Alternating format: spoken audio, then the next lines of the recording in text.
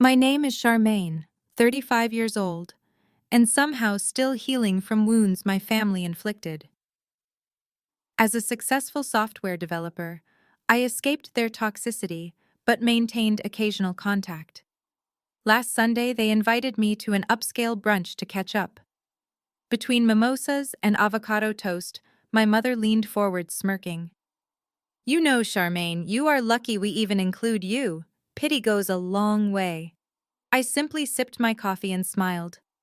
That night, I logged in disabled every family credit account and emailed my lawyer about selling the cabin. Before I continue this story, let me know where you are watching from in the comments below. Hit like and subscribe if you have ever had to stand up to family who underestimated your worth. Growing up in Fairfield, Connecticut meant privilege to outsiders. But inside our sprawling colonial home, emotional coldness permeated every corner. Our four-bedroom house, with its manicured lawn and heated swimming pool, was a fortress of expectations I could never quite meet. My childhood bedroom, painted pale blue, at my mother Elaine's insistence despite my preference for green, became my sanctuary in prison. From elementary school through high school, I maintained straight as joined honor societies and eventually built a career that made me completely financially independent. I thought I had finally broken the cycle of toxic relationships when I moved to Atlanta and married Darius. He was a charismatic commercial real estate broker, someone who seemed to appreciate my drive and intellect. He played the part of the perfect supportive husband while I worked late nights coding financial software and building my company. But I was terribly wrong. The ultimate betrayal did not come from my mother or my siblings. It came from the man sharing my bed. Let us skip the exhausting details of the funeral and jump straight to the night that changed my life forever. It was exactly 4 hours after the reading of my grandpa Elias's will. Grandpa was the only person in my family who truly saw me. He was a self-made man who built an entire commercial real estate empire from a single barbershop in the West End. While my parents squandered their money trying to keep up appearances at the country club, Grandpa Elias recognized my analytical mind. He taught me how to read a balance sheet before I could even drive. That afternoon, the estate lawyer announced that Grandpa had bypassed my greedy parents entirely and left his entire portfolio to me. I had inherited a trust valued at $12 million. I stood in our master bathroom staring blindly into the mirror as I washed off my waterproof mascara. The heavy emotional weight of the day was pressing down on my chest. The house was quiet. The heavy oak door of the bathroom pushed open and Darius walked in. He did not step up behind me to wrap his arms around my waist. He did not offer a shoulder for my grief. Instead, his reflection in the mirror showed a man with cold, calculating eyes. He held a thick manila envelope. Without a single word of comfort, he dropped it onto the marble vanity right next to my makeup remover. The heavy thud echoed loudly in the tiled room. I looked down at the documents spilling out from the envelope. At the top, in bold black letters, were the words, "Petition for dissolution of marriage." I froze, the damp washcloth stopping halfway to my face. I turned to him, searching his expression for a joke, a mistake, a moment of madness brought on by the stress of the week. But Darius just leaned against the doorframe, his arms crossed over his expensive tailored shirt, looking completely relaxed. "I want a divorce," he said, his voice flat and devoid of any emotion. "We have irreconcilable differences, Charmaine. It is time we both move on." My chest tightened, a cold wave of shock washing over me. "Irreconcilable differences?" I echoed, my voice barely a whisper. "We were just talking about renovating the kitchen last week. My grandfather just died, Darius. We just buried him today. And you are handing me divorce papers right now." "Timing is everything in business," he replied, an arrogant smirk playing on his lips. "And since we are dissolving this partnership, we need to talk about assets. I have already spoken to my attorneys. I am entitled to 50% of everything you own. That includes the $12 million you inherited this afternoon." The sheer audacity of his words knocked the breath right out of me. I stared at him, trying to process the magnitude of his sudden greed. "That money is from my grandfather," I said, finding my voice and letting it harden. "It is an inheritance, Darius. By law, inheritance is separate property. You do not have a claim to a single dime of it. Darius let out a low, dark chuckle. He pushed off the door frame and took a slow, deliberate step toward me, towering over my frame. His expensive cologne mixed with the scent of my jasmine soap, creating a suffocating cloud in the small space. "You have always been so smart with your software and your algorithms, Charmaine," he whispered patronizingly, tapping his finger against the marble vanity. "But you really should have paid more attention to marital law. Let me educate you on how things work in the real world." He reached out and tapped a manicured finger directly against the divorce petition. 3 months ago, he said softly, his eyes locking onto mine, "I came to you with a problem. I told you my brokerage firm was having a slow quarter, and we needed to make a massive balloon payment on our primary mortgage to avoid losing this beautiful house. I asked you to help me out." My mind raced back to that specific conversation. He had been so stressed pacing the floors and practically begging me to use a portion of an early trust disbursement Grandpa Elias had given me before he passed away. "You wrote a check for $100,000. Darius continued, thoroughly enjoying the sound of his own voice. "And where did you deposit that check, Charmaine? You did not pay the mortgage company directly. You deposited it into our joint checking account, our shared marital account." A sickening realization began to form in the pit of my stomach as I listened to him. "That is right," Darius smiled, seeing the dawn of understanding on my face. "You commingled the funds. By depositing that inheritance money into a joint account used for marital expenses, you legally blended your separate inheritance with our shared assets. The invisible wall protecting your separate property shattered the second that check cleared. My lawyers have already drafted the legal arguments. Because of that single deposit, the entire $12 million trust is now subject to equitable distribution. It is marital property now, and I am taking my half." I stood paralyzed, staring at the man I had loved and supported for 5 years.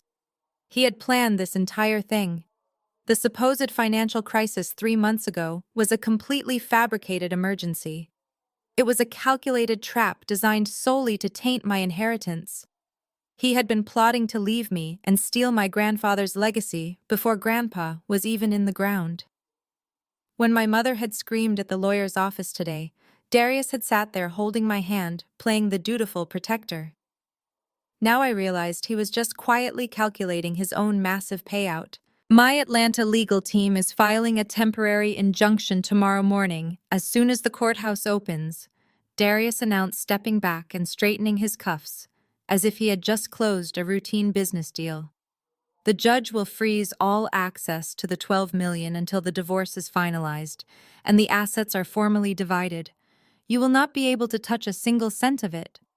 You always thought you were the smartest person in the room, Charmaine, but you were too busy staring at your computer screens to see what was happening right in front of you." He turned toward the bedroom, pausing at the threshold to deliver his final blow. "Oh, and Charmaine, I need you to pack a bag and sleep in the guest room tonight. I have an early morning meeting with my broker, and I need a good night's sleep without any emotional disruptions." He walked out, leaving the door wide open. For a long moment, the only sound in the bathroom was the steady drip of the faucet. The shock and betrayal threatened to pull me under, to reduce me to a sobbing mess on the cold tile floor. I could feel the tears burning the back of my eyes. The crushing weight of a broken marriage and a hijacked legacy was pressing down on my chest. But I did not cry. The sadness evaporated instantly, replaced by a cold, sharp clarity. Darius thought he was dealing with a naive, heartbroken wife. He thought his slick real estate lawyers could blindside me with a textbook commingling trap. He forgot exactly who I was and what I did for a living. I reached out and calmly closed the bathroom door, turning the lock with a definitive click. I grabbed a towel, dried my face, and walked over to the built-in vanity desk where I kept my personal laptop. I flipped the screen open. The glow of the monitor illuminated the dark bathroom. My fingers flew across the keyboard, bypassing standard security protocols and logging directly into the encrypted servers I used for my most complex software development projects. This was the exact same secure network I used to track digital footprints, analyze financial data streams, and build security architectures that major banks relied on. I watched the lines of code cascade down the screen, my mind already 10 steps ahead of his high-priced attorneys. I pulled up the digitized banking records, the wire transfer histories, and the metadata of every single transaction Darius had made over the last 2 years. You really thought you could outsmart a developer who builds forensic financial tracking software? Darius muttered to the empty room, a dangerous smile spreading across my face. I clicked into a hidden directory I had established months ago when I first noticed slight discrepancies in his credit card statements. The folder was labeled with his initials. It contained absolutely everything. The hidden offshore accounts, the diverted real estate commissions, the fake shell companies he used to hide his money. The commingled funds trap he set for me was cute, but it required the money to actually come from my grandfather in the first place. And I had a massive secret of my own about that $100,000 check. Tomorrow morning, Darius would walk into his lawyer's office expecting to hold all the cards. He expected me to beg to negotiate to surrender half of my grandfather's empire just to make the pain and humiliation stop. Instead, I was going to systematically dismantle his entire life. He wanted to play a ruthless game of assets and liabilities. He wanted to use the law to steal the only thing my grandfather had left me. I was going to show him exactly what a zero balance looked like, and I was going to make sure he lost everything he cared about in the process. I did not sleep that night. I did not shed a single tear. Tears are a waste of hydration when you have a complex financial puzzle to solve, and I was about to dissect my husband's life with the precision of a surgeon. I moved from the cold marble of the bathroom vanity to my home office. This was a room Darius rarely entered because it lacked mirrored walls, expensive leather couches, and an audience to stroke his ego. I sat in my ergonomic chair and booted up my primary workstation. 2 massive curved monitors flickered to life, bathing the dark, quiet room in a stark white glow. As a forensic accountant and a software developer, my entire career was built on one fundamental premise. Numbers never lie. People lie. Husbands lie with terrifying ease. But bank routing numbers, encrypted tax returns, and digital audit trails tell the absolute, undeniable truth. I pulled up the shared cloud drive for Darius's commercial real estate brokerage. He thought his data was completely secure because he routinely changed his administrative password every 90 days. He did not realize that I had installed a quiet, undetectable backdoor in his network architecture 3 years ago when he had begged me to upgrade his firm's cybersecurity protocols to save him the cost of hiring an external IT firm. I bypassed his firewall in less than 30 seconds. I started pulling down Schedule K-1 tax forms, corporate tax returns, operating agreements, and quarterly profit and loss statements. The financial data flowed across my dual screens in endless structured columns. For the first 2 hours, everything looked perfectly normal. Actually, it looked too normal. The gross revenue matched the reported income down to the penny. The payroll taxes were filed correctly with the state of Georgia. But when you hunt corporate fraud for a living, you learn very quickly that a perfectly balanced, flawless ledger is usually the very first sign of a massive cover-up. Nobody in high-stakes commercial real estate runs a pristine ledger unless they are actively trying to hide a secondary shadow set of books. Grandpa Elias used to sit with me at his dining room table when I was 12, running his thick, calloused fingers over his property management ledgers. He always told me that a man's true character is printed on his bank statements. If you want to know what a man truly values, do not listen to his words. Look at his debit column. I poured myself a second cup of strong black coffee, the bitter taste grounding me in the reality of the situation. I dug deeper, moving past the polished front-facing documents and diving into his raw vendor disbursement logs. I was looking for the real reason he wanted a divorce so suddenly. A man like Darius, obsessed with image and comfort, does not walk away from a stable marriage and a beautiful custom-built home unless he already has a separate safety net constructed and waiting for him. Furthermore, he certainly does not orchestrate a highly complicated, legally risky commingling trap with my inheritance just for the thrill of the game. He needed that $6 million for a specific urgent purpose.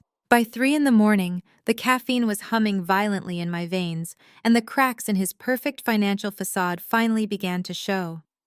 I found massive glaring discrepancies in his recent commission reports. Over the last 8 months, his brokerage had closed 4 major commercial deals in the downtown Atlanta financial district. The public records showed the sales were highly profitable.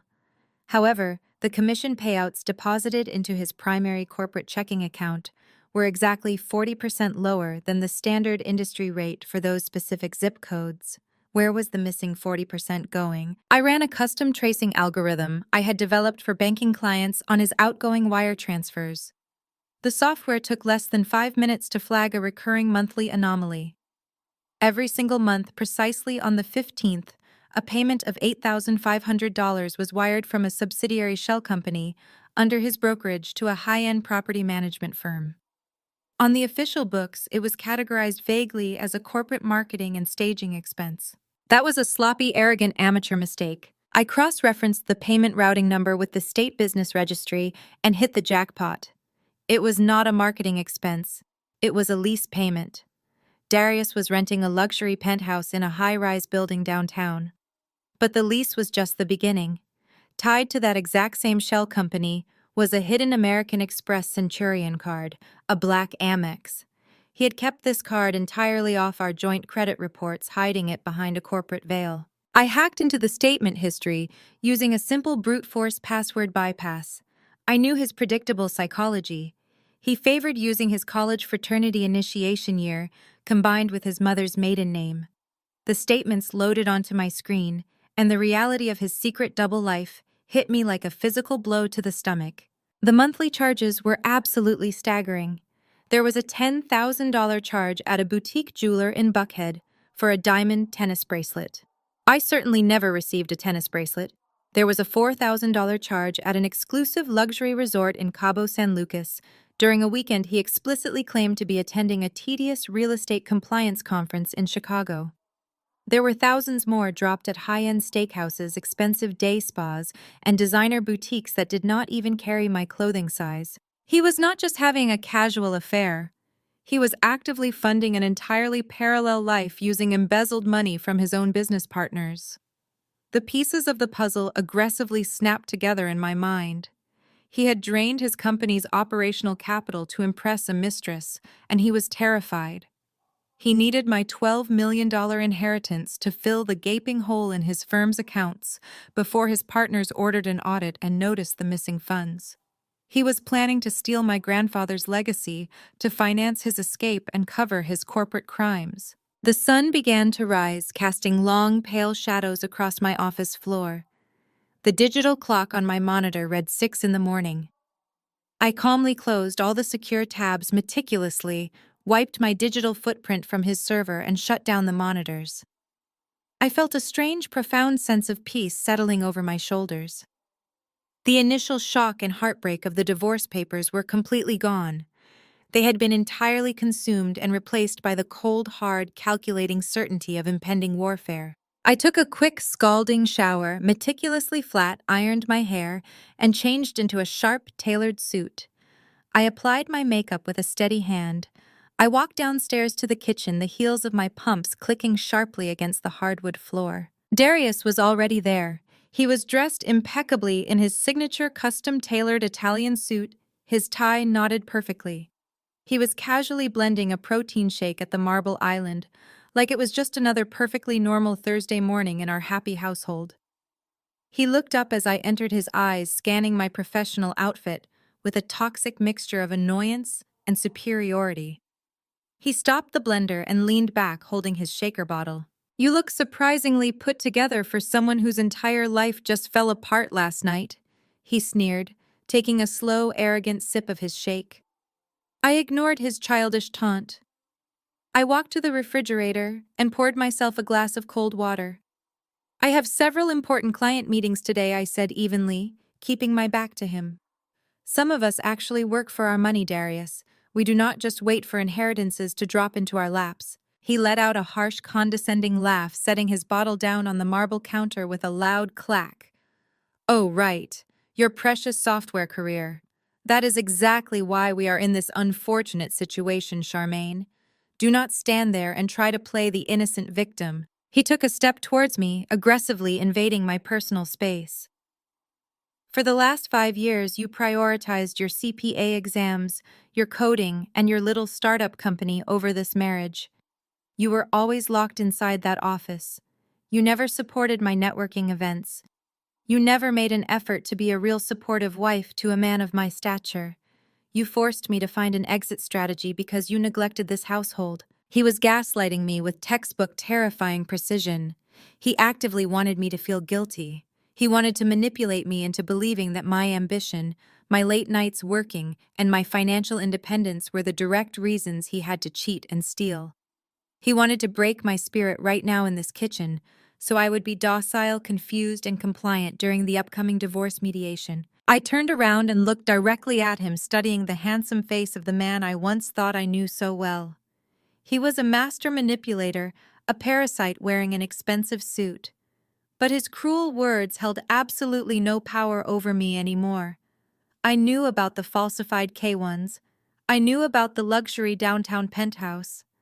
I knew about the black Amex and the embezzled funds. I possessed the digital keys to his absolute destruction. But I kept my face completely blank, offering him nothing but a calm stare. "You are right, Darius," I said, my voice eerily steady and devoid of any emotion. I was entirely focused on my career. And it is a very good thing I was. Because someone has to know how to properly read a balance sheet in this family. His jaw tightened instantly. The vein in his neck throbbed. He did not like my calm demeanor. He expected tears. He expected me to scream, to throw a glass, to beg him to reconsider the divorce. My stoicism infuriated him. He opened his mouth, drawing a deep breath, to deliver another loud, crushing insult, fully ready to escalate his emotional abuse to the next level. But before a single word could leave his mouth, a loud, aggressive banging echoed loudly through the downstairs hallway. It was not the polite, rhythmic knock of a delivery driver dropping off a package. It was the demanding, heavy-handed, entitled pounding of someone who firmly believed they owned the property. The heavy brass knocker on our custom mahogany front door slammed repeatedly against the wood, the violent sound vibrating through the quiet morning air of the house. Darius stopped. His anger vanished, replaced by a slow, predatory grin that made my skin crawl. "Ah," he said casually, checking his gold Rolex. "That must be the cleaning crew I hired. I told you last night to pack your things and move to the guest room, Charmaine. But since we are expediting this legal process, I thought it would be best if you just packed up and left the property entirely today. I need a clear space." I did not say a word. I walked past him, my heels clicking on the floor, and headed straight into the grand foyer. I did not open the door immediately. Instead, I looked out through the narrow glass sidelight window next to the doorframe. It was not a cleaning crew. Standing aggressively on my front porch, armed with large stacks of empty flattened cardboard boxes and heavy rolls of brown packing tape, were my mother-in-law Brenda, my sister-in-law Keisha, and my brother-in-law Jamal. Brenda was wearing her Sunday church hat on a Thursday, looking smug. Keisha was carrying a fake designer handbag, tapping her foot impatiently. Jamal was leaning lazily against the brick column, chewing gum. They had not come to visit. They had come to physically throw me out of my own house. Before I could even reach out to turn the deadbolt, the loud clicking sound of a metal key sliding into the lock echoed through the foyer. Darius had given his mother a spare key 3 years ago explicitly for emergencies like a burst pipe or a triggered alarm system. Apparently, my sudden forced eviction legally qualified as a family emergency. The heavy mahogany door swung inward so forcefully, I had to take a quick step backward to avoid being hit. Brenda marched into the foyer like a conquering general entering a defeated city. She did not bother to wipe her expensive shoes on the welcome mat. She dropped a massive stack of flattened cardboard boxes directly onto my pristine Persian rug. Keisha followed closely behind her, her eyes immediately darting around the expansive living room, assessing the valuables like a seasoned burglar casing a joint. Jamal brought up the rear, kicking the front door shut with his sneaker and snapping his chewing gum loudly in the quiet space. Well, do not just stand there staring like a deer in the headlights, Brenda barked aggressively, removing her silk driving gloves. You heard my son last night. You are leaving. We brought boxes to help you expedite the packing process. We want you completely out of this house by noon. I crossed my arms, feeling the cool fabric of my tailored suit jacket, and stared at the woman who had spent the last 5 years making passive-aggressive comments about my upbringing. Brenda had always deeply resented me. She came from an old money Atlanta family that had lost most of its actual wealth decades ago, leaving her with nothing but a misplaced sense of superiority and a desperate need to maintain appearances at her mega church. You are trespassing, Brenda, I said, keeping my voice remarkably even and devoid of panic. I suggest you pick up those flattened boxes and walk right back out that door before I dial 911 and call the police. Brenda let out a sharp theatrical laugh that echoed off the high vaulted ceilings of the foyer. Trespassing. In my own son's house. She took an aggressive step closer, pointing a freshly manicured finger directly at my chest. Let us get one crucial thing straight, Charmaine. Darius paid the massive mortgage on this house while you kept your nose buried in your little coding books and your CPA exams. He funded your entire comfortable lifestyle while you played pretend business owner in your home office. She leaned in, her voice dripping with venomous elitism. My son deserves every single penny of that $6 million you are selfishly trying to hoard. You were never good enough for a Morehouse man anyway. You dragged him down with your cold, robotic personality. Now that he is finally taking what is rightfully his, we are going to make sure you do not take a single valuable piece of furniture from this property. I looked past Brenda's tense shoulder, directly into the kitchen. Darius was leaning casually against the marble island, sipping his morning protein shake and watching the entire scene unfold with a look of immense twisted satisfaction. He had deliberately called them. He had orchestrated this morning invasion to break my spirit, to make me feel isolated and completely overwhelmed by a united family front. He wanted me to panic cry and leave the house voluntarily, which would give his high-priced lawyers immense leverage to claim I abandoned the marital home. It was a classic brutal psychological intimidation tactic, but intimidation only works if the target is actually afraid. While Brenda was delivering her loudly rehearsed monologue, Keisha had already bypassed the foyer and marched straight into my downstairs office space. I heard the distinct sliding sound of my custom closet door opening. I walked right past Brenda, completely ignoring her indignant gasp, and stepped calmly into the doorway of my office. Keisha was standing proudly in front of my illuminated display shelves, aggressively pulling down my collection of designer handbags. These were absolutely not gifts from Darius. I had purchased every single one of them with my own software consulting bonuses over the past 5 years. Keisha had always been intensely jealous of my wardrobe, constantly dropping heavy hints at family dinners that I should let her borrow my expensive things. Now she was simply taking them by force. She grabbed my limited edition Chanel flat bag and tossed it carelessly into one of the open cardboard boxes she had kicked onto the hardwood floor. Next went a heavy Prada tote, followed quickly by a vintage Hermes Kelly bag that I had spent 2 painstaking years authenticating and acquiring from a private dealer. What exactly do you think you are doing, Keisha? I asked, leaning my shoulder casually against the wooden doorframe. Keisha did not even have the basic decency to look guilty. She grabbed another leather bag and sneered directly at me. I am collecting collateral, Charmaine.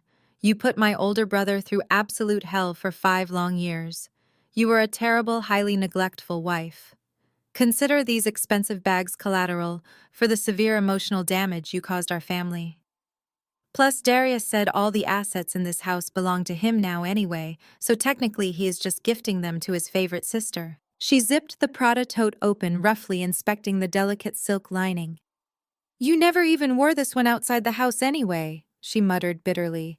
It is completely wasted on a computer nerd like you. From the adjacent living room, I suddenly heard the loud, abrasive sound of heavy furniture scraping against the pristine hardwood floors. I turned my head sharply to see Jamal dragging my custom green velvet accent chair away from the painted wall. He had a yellow metal tape measure stretched out tightly across the pristine white drywall. Hey, Darius! Jamal yelled loudly toward the kitchen, not bothering to lower his booming voice. This wall is definitely wide enough, man. With the massive new money coming in from the divorce settlement, we can easily mount an 85-inch flat screen right here. We can finally host the proper Super Bowl viewing parties you always wanted. No more of Charmaine constantly complaining about the television volume. Darius chuckled warmly from the kitchen area. Put it on the shopping list, Jamal. We are upgrading absolutely everything in this house. The sheer unadulterated audacity of the scene playing out before my eyes was almost cinematic in its cruelty. They were actively carving up my life, my home, and my hard-earned possessions like hungry vultures picking over a fresh carcass. They had fully convinced themselves that my $12 million family inheritance was already sitting securely in Darius's personal bank account. They were joyfully spending phantom money, claiming my physical property, and treating me like an unwanted intruder in the very house I had helped design, build, and furnish. Brenda stomped up behind me, aggressively placing her hands on her wide hips. "Are you deaf, Charmaine?" she demanded loudly, her voice echoing in the hallway. "Go upstairs right now and pack your cheap clothes. My son has incredibly important business meetings today, and we are not leaving this hallway until you are completely off the premises. Do not make us pack your suitcase for you, because I promise you we will just throw everything out the second-story window directly into the driveway." The air in the house felt suffocatingly thick with their combined hostility. This was the exact calculated moment most people would completely break down. Most women would start screaming, crying uncontrollably, or begging for basic human decency.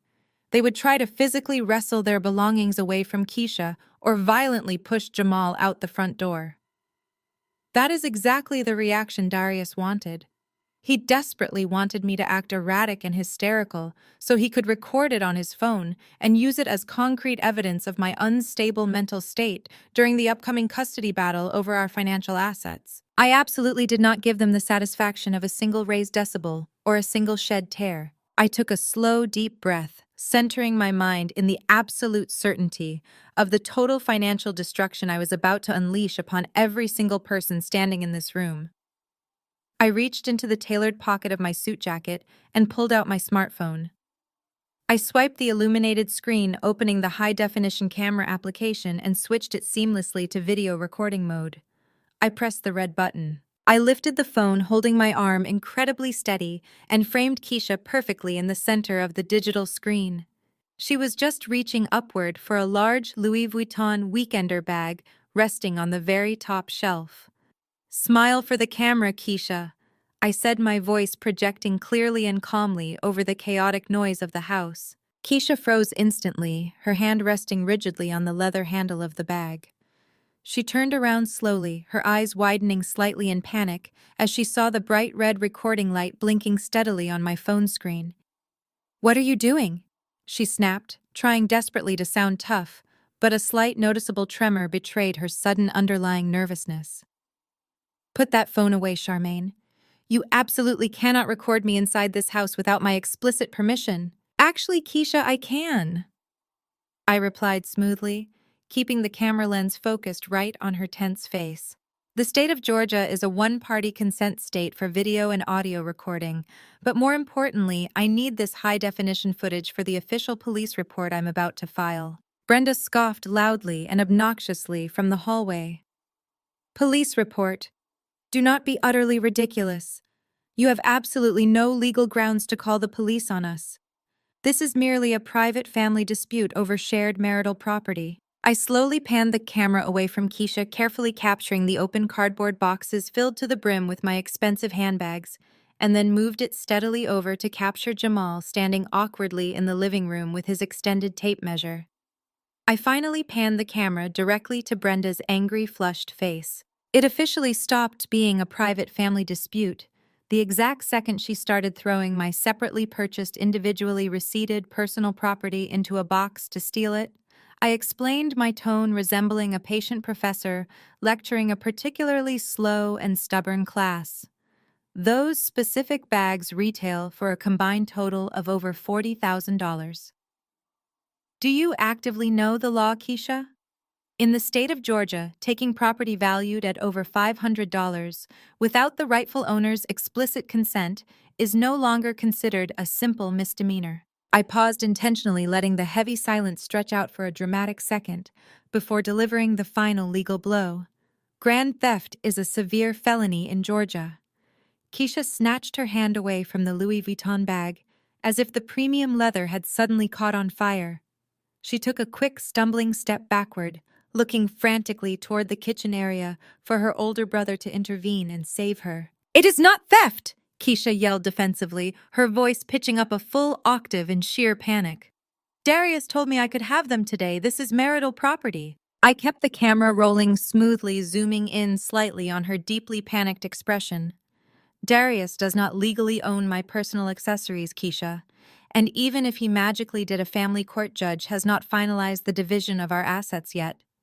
Which legally means you broke into my home and are actively bagging up luxury goods to remove them from the premises without proper court authorization. That specific action carries a mandatory minimum sentence of 1 to 10 years in a state penitentiary. I possess the original purchase receipts, the registered serial numbers, and right now I have a beautiful crystal clear video of you actively committing the crime." Jamal slowly let the yellow tape measure retract into its plastic casing with a loud depressing zip. He suddenly looked incredibly uncomfortable standing in the middle of the spacious living room. "Hey man," he called out nervously to the kitchen, his previous bravado entirely gone. "You confidently said this was legally cleared.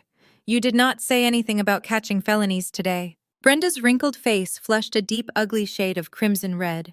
She lunged forward aggressively, reaching out to slap the recording phone right out of my hand.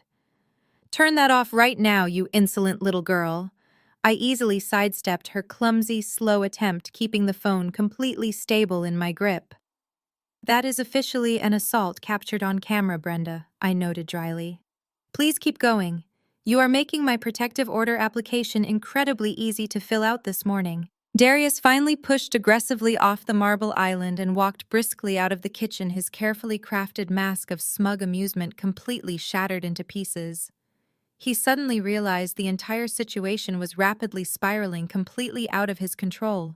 His family was supposed to mentally intimidate me, but instead, I was systematically documenting them committing federal and state crimes inside my living room. "Put the phone down!"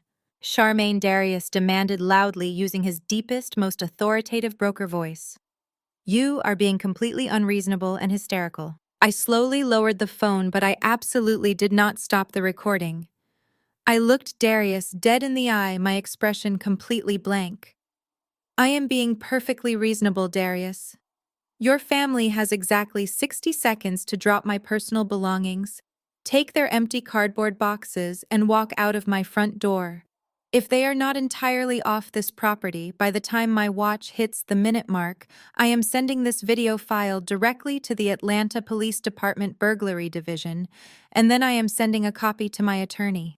Keisha stared at me, her chest heaving with a chaotic mix of fury and genuine fear. The digital numbers on my smartwatch ticked down ruthlessly.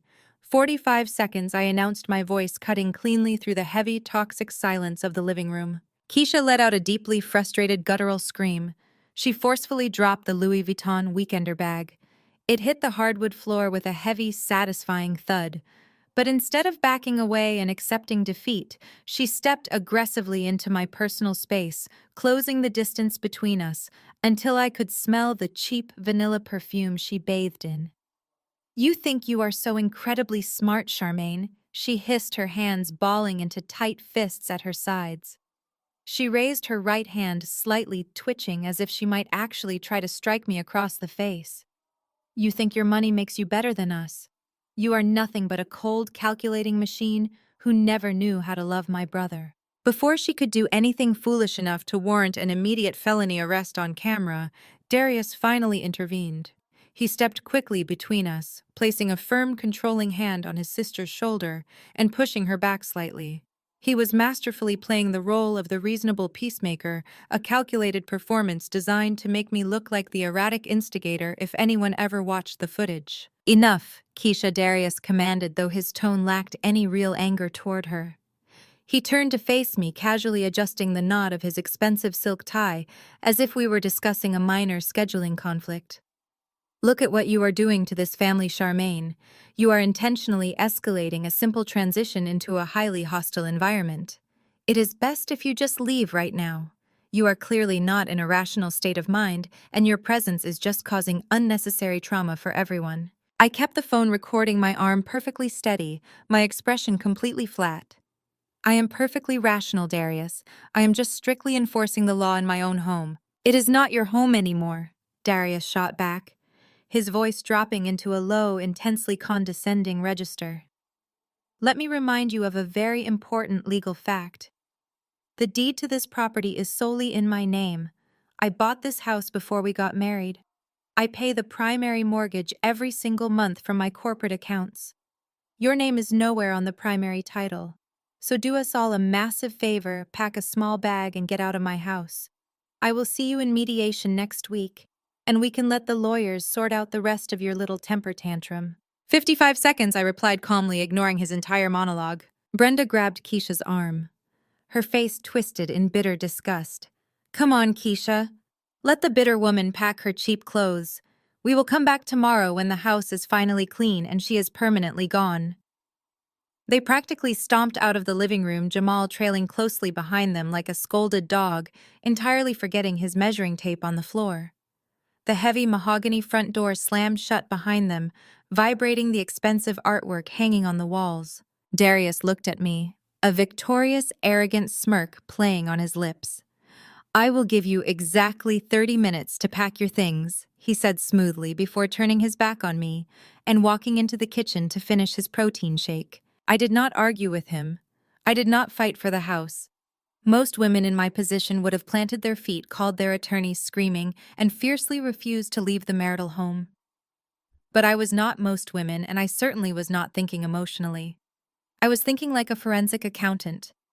I knew a critical piece of financial information that Darius and his arrogant mother did not. Darius genuinely thought having his name on the deed made him the undisputed king of the castle. He completely forgot that the person who holds the mortgage is the one who truly owns the property. And thanks to my late-night digital audit, I knew exactly what kind of toxic, fraudulent debt was buried deep inside the walls of this custom-built home. I walked upstairs to the master's suite for the final time. I pulled a single hard-shell suitcase from the back of the massive walk-in closet.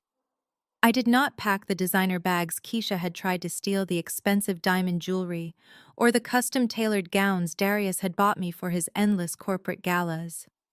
Those items were nothing but shiny distractions meant to keep me compliant. I packed my essential professional work clothes, my backup encrypted hard drives, and the original physical copies of my grandfather's trust documents. Grandpa Elias had taught me a very important lesson about real estate when I was just a teenager. Never fall in love with a building, Charmaine, he had said, pointing at a dilapidated storefront he had just purchased. Wood and brick have no soul. You only fight for an asset if it holds actual value. If it is a liability, you smile and hand the keys to the biggest fool in the room. As I zipped the suitcase closed, I looked around the sprawling bedroom. The king-sized bed, the imported Italian linens, the massive crystal chandelier hanging from the tray ceiling, it all looked incredibly hollow to me now. This house was never a home. It was a carefully constructed stage set for Darius to play the role of a highly successful Atlanta broker. Leaving it behind did not feel like a defeat. It felt like shedding a heavy, suffocating weight. I was handing the keys to the biggest fool in the room. I rolled the suitcase down the curved staircase. The wheels bumped softly and rhythmically against the plush carpet runner. Darius was standing in the grand foyer checking his gold watch, clearly eager to see me physically walk out the door so he could officially claim his absolute victory. I stopped at the bottom of the stairs and looked past him. Through the narrow glass sidelight of the front door, I could clearly see Brenda, Keisha, and Jamal lingering aggressively in the driveway. They were huddled around Keisha's pristine white Range Rover, glaring at the house and waiting to watch my humiliating exit. I gripped the handle of my suitcase and walked toward the door. Darius stepped aside, a smug, deeply satisfied expression plastered across his handsome face. "Goodbye, Charmaine," he said smoothly. Try not to ruin the guest towels at whatever cheap hotel you end up checking into. I opened the heavy mahogany door and stepped out onto the front porch. The warm Atlanta morning air hit my face, carrying the sweet scent of blooming magnolias. I walked down the brick steps, my heels clicking sharply against the pavement. I did not look back at the house. I walked straight toward my own car, a modest but highly reliable sedan that I owned free and clear. As I approached my vehicle, I paused. Keisha was leaning against the polished hood of her Range Rover, glaring at me with unrestrained hatred. She thought she had won. She thought she had successfully helped her brother push me out of the family and secure her own financial future. I turned to face her, a cool, polite smile spreading across my lips.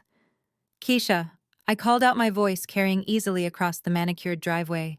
She crossed her arms, raising her chin defensively. "What do you want now? Are you finally going to apologize for threatening your own family?" I shook my head slowly, maintaining my pleasant smile. "No. I just wanted to give you a helpful piece of financial advice before I leave. That beautiful white Range Rover you are leaning against. Your monthly lease payment is exactly 60 days past due. The legal grace period expired at midnight last night." Keisha's defensive posture completely vanished. Her arms dropped limply to her sides, and her eyes darted nervously toward her mother. "What are you talking about?" she stammered, her voice entirely lacking its usual aggressive edge. "My car payment is totally fine. Darius handles the corporate lease payments for me through his brokerage firm." I smiled wider, genuinely enjoying the sudden sharp spike of panic radiating from her. "Well, you might want to check your email, Keisha, specifically your spam folder. The commercial financing company sent the final default notice yesterday afternoon. You should probably avoid parking on public streets for the next few days. The repo trucks in Atlanta are incredibly efficient this time of year, and they do not care who your brother is." I did not wait for her to respond. I did not stick around to watch the profound confusion and rising terror wash over her face as she scrambled for her phone. I opened my car door, slid into the driver's seat, and started the engine. I backed smoothly out of the driveway, leaving my toxic in-laws standing in the Georgia heat, suddenly realizing that their supposed financial safety net was already beginning to unravel. I drove straight to the Ritz-Carlton in downtown Atlanta. I did not care about the exorbitant daily rate. I needed a secure, highly controlled environment with high-speed fiber optic internet and absolute privacy. The concierge recognized me immediately from previous corporate tech conferences and seamlessly upgraded me to a sprawling corner suite on the executive floor. The moment the heavy suite door clicked shut behind me, the luxurious surroundings faded away. I went straight to work. I pushed the expensive room service menu aside and completely transformed the massive glass dining table into a highly functional mobile command center. I unpacked my encrypted laptops, linking them together with specialized cables to create a seamless dual-monitor setup. The screens illuminated the quiet room with fast-flowing streams of raw financial data, routing numbers and shell company registries.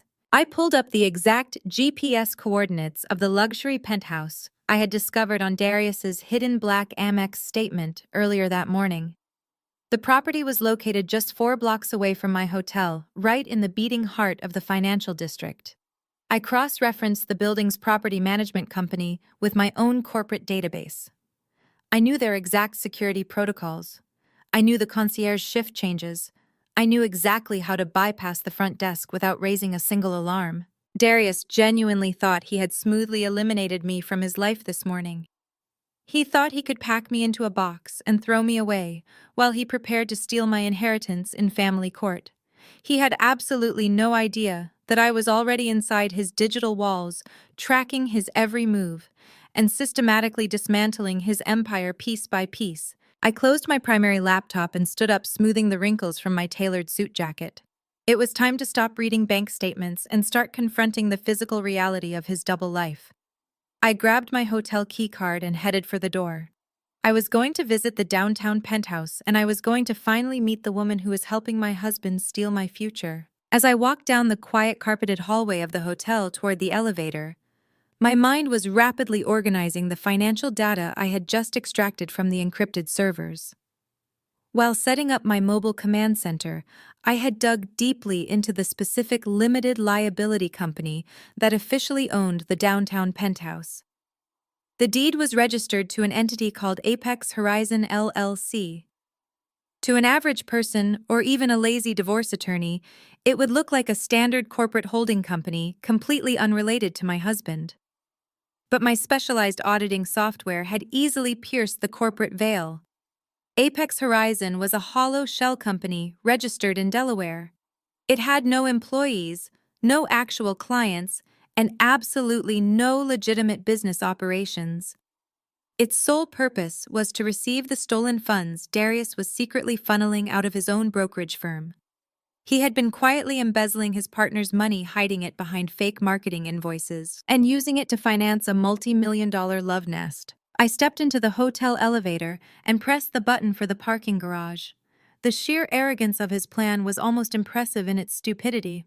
He was simultaneously robbing his business partners and trying to steal my family inheritance, all while treating me like an incompetent housewife who could be easily bullied into submission. I navigated my car out of the hotel garage and merged into the heavy midday Atlanta traffic. The drive to the financial district gave me time to mentally prepare for the physical confrontation ahead. I was not driving there to scream, throw things, or cause a chaotic public scene. I was conducting an on-site forensic investigation.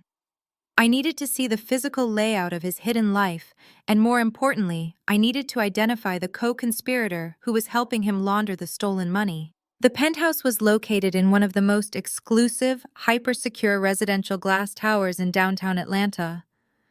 These types of ultra-luxury buildings are specifically designed to keep angry spouses and unwanted visitors completely locked out.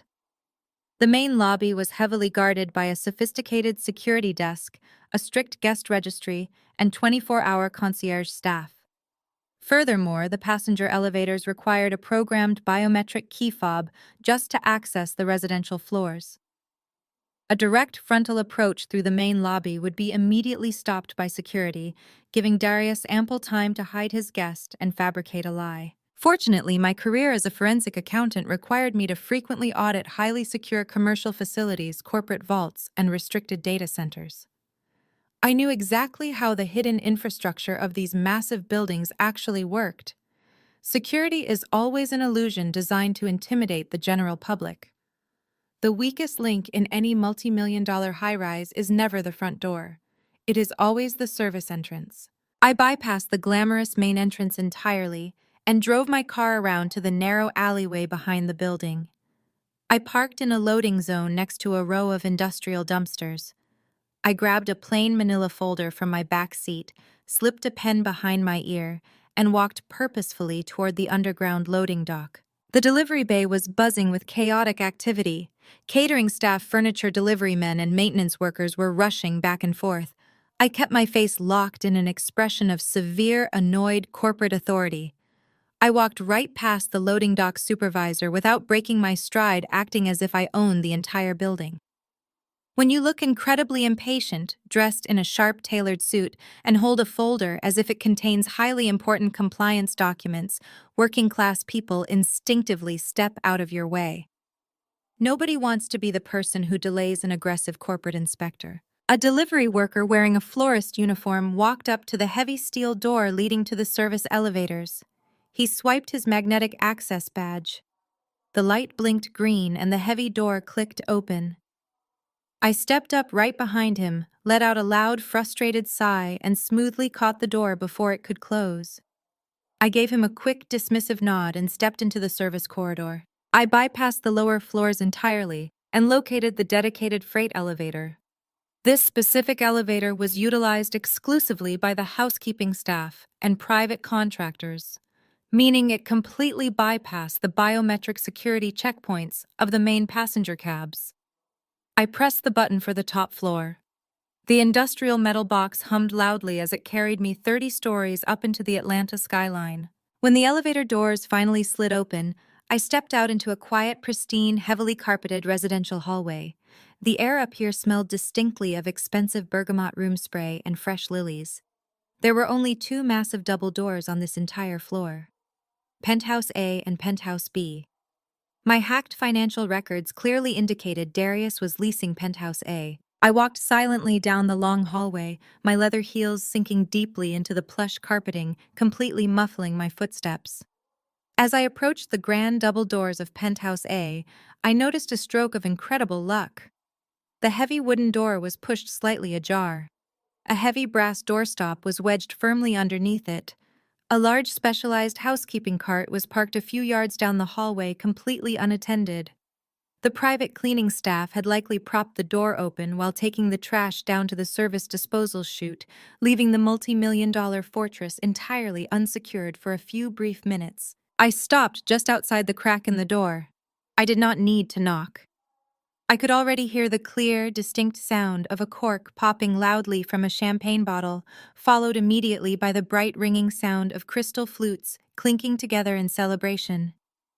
Then I heard Darius laugh. It was not his professional networking laugh. It was a deep, arrogant, deeply satisfied sound. "We did it," Darius said, his voice carrying easily into the quiet hallway. "She is officially out of the house. I had my mother and Keisha go over there this morning with packing boxes to pressure her. She totally folded. She packed a single suitcase and literally ran away to a hotel. My lawyer said her abandoning the marital home gives us massive leverage for the temporary injunction hearing tomorrow." A woman laughed softly in response. Her voice was smooth, sophisticated, and entirely unbothered by the fact that she was actively helping a man destroy his marriage. "I told you she was weak," the woman replied confidently. "She might be a genius with her little software codes, Darius, but she has absolutely no spine in the real world. Did she suspect anything about us?" "Not a single thing," Darius scoffed loudly, pouring more champagne. "She was too busy acting morally superior to realize I have been moving the firm's money into this penthouse for 2 years. She actually believes this is just a standard divorce over irreconcilable differences. She completely bought the commingled funds trap, too. By Friday afternoon, her entire $12 million inheritance will be completely frozen by the family court. We will have all the leverage we need to force a quick, highly profitable settlement." I stood perfectly still in the hallway, letting their vile, arrogant words wash over me. They were actively celebrating my demise. They were drinking expensive champagne, fully believing they had successfully outsmarted me and secured their lavish future with my grandfather's hard-earned money. I placed my hand flat against the heavy wooden door and pushed it open smoothly. I stepped into the grand entryway. The penthouse was absolutely breathtaking, featuring massive floor-to-ceiling glass windows that offered a panoramic, unobstructed view of the entire Atlanta skyline. Modern abstract art hung on the pristine white walls, and a massive custom marble fireplace anchored the sprawling living room. Darius was standing by a long marble wet bar, wearing a tailored navy suit without the tie, holding a bottle of Dom Perignon. The woman was lounging casually on a massive curved white leather sofa. She was wearing an expensive emerald green silk robe, holding her crystal champagne flute delicately between her manicured fingers. They did not hear me enter over the ambient sound of the soft jazz music playing through the hidden ceiling speakers. I walked slowly across the wide plank hardwood floor until I was standing directly in the center of the expansive living room, perfectly framed by the spectacular view of the city. "You really should tell your cleaning staff to close the door when they take out the trash." "Darius," I said, my voice cutting through the jazz music like a sharp blade of ice. "It is a major security risk for someone with so much to lose." Darius violently dropped the champagne bottle. It slammed onto the marble counter, incredibly close to shattering, the expensive liquid foaming and spilling over the edge. He spun around, his eyes widening in sheer unadulterated panic as he stared at me standing in his hidden sanctuary. His jaw actually dropped open, entirely incapable of forming a single coherent word. The woman on the couch gasped loudly and sat up straight, spilling a splash of champagne onto her expensive silk robe. I slowly turned my attention away from my terrified husband and looked directly at his mistress. I expected to see a random cocktail waitress, a desperate real estate assistant, or perhaps a wealthy client he had manipulated. But as I studied her perfectly contoured face and her sharp, intelligent eyes, a cold jolt of absolute recognition hit me. I knew her. I did not know her intimately, but I had definitely sat across a mahogany conference table from her precisely 1 month ago. The pieces of the financial puzzle slammed together in my mind with terrifying speed and clarity. Her name was Chloe Williams. Chloe was not just some random woman Darius had picked up at a networking event to fund his ego. She was a highly respected, heavily credentialed commercial property appraiser working for one of the most prestigious valuation firms in the state of Georgia. But that was not the piece of information that made my blood run absolutely cold. A month ago, my grandfather's estate lawyer had formally hired an independent third-party valuation expert to officially assess the exact market value of Grandpa Elias's extensive commercial real estate portfolio for the upcoming probate process. The woman sitting on the couch sipping champagne in my husband's secret penthouse was the exact same appraiser assigned to value my $12 million inheritance. My shock at recognizing her was intense, but while my mind instantly began calculating the severe legal ramifications of this massive conflict of interest, Chloe simply smiled. The initial surprise on her face melted away, replaced by a slow, venomous smirk. She did not scramble to cover herself. She did not look ashamed. She casually set her crystal champagne flute down on the glass coffee table and crossed her long legs, adjusting her emerald green silk robe with deliberate performative slowness. Darius, however, was still struggling to catch his breath. He looked frantically from me to the open double doors behind me, clearly expecting a team of aggressive divorce lawyers or a private investigator with a camera to come storming into the apartment. When nobody else appeared, he took a shaky breath, running his hand nervously over his face. He wiped the spilled champagne off his expensive tailored suit pants and stood up straighter. For a long moment, the room was completely silent, save for the soft jazz still playing from the hidden ceiling speakers. I did not scream. I did not grab the nearest heavy object to throw at his head. I did not launch into a tearful, hysterical tirade about broken vows and wasted years. I just stood there, my hands resting calmly at my sides, my posture perfectly straight, my face an entirely unreadable mask. My terrifying calm seemed to thoroughly unnerve him at first, but then his natural, deeply ingrained arrogance took over. He looked at me standing alone in his multi-million-dollar secret apartment, and his panic quickly morphed back into the smug, patronizing confidence I had seen in the kitchen that morning. He actually threw his head back and let out a loud, mocking laugh. "You really are something else," Charmaine Darius said, shaking his head in amusement as he picked up his champagne glass. Tracking me down to the penthouse. "Did you hire a private investigator? Or did you just get lucky looking over my shoulder at my phone? It does not matter. You being here changes absolutely nothing. In fact, it just saves me the trouble of explaining things to you later." He walked over to the curved leather couch and stood beside Chloe, placing a highly possessive hand on her bare shoulder. She leaned into his touch, staring at me with a look of utter superiority. "Since you decided to crash our private celebration," Darius continued, gesturing expansively around the luxurious, sunlit room, "let me formally introduce you to my future business partner. Chloe and I are starting our own boutique commercial real estate brokerage. We are leaving the aging dinosaurs at my current firm completely behind. We are taking the top-tier clients, the best commercial listings, and we are going to completely dominate the Atlanta market." I maintained my silence, letting him talk freely. When arrogant men believe they have definitively won, they cannot resist the overwhelming urge to explain exactly how clever they are.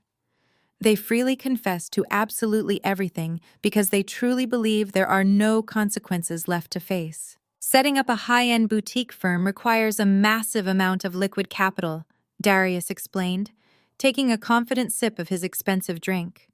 "You need prime downtown office space, aggressive marketing budgets, expensive legal retainers, and enough cash flow to comfortably survive the first year of operations. We needed seed money, a lot of it. And frankly, my current business partners are far too cheap to buy me out at my actual worth.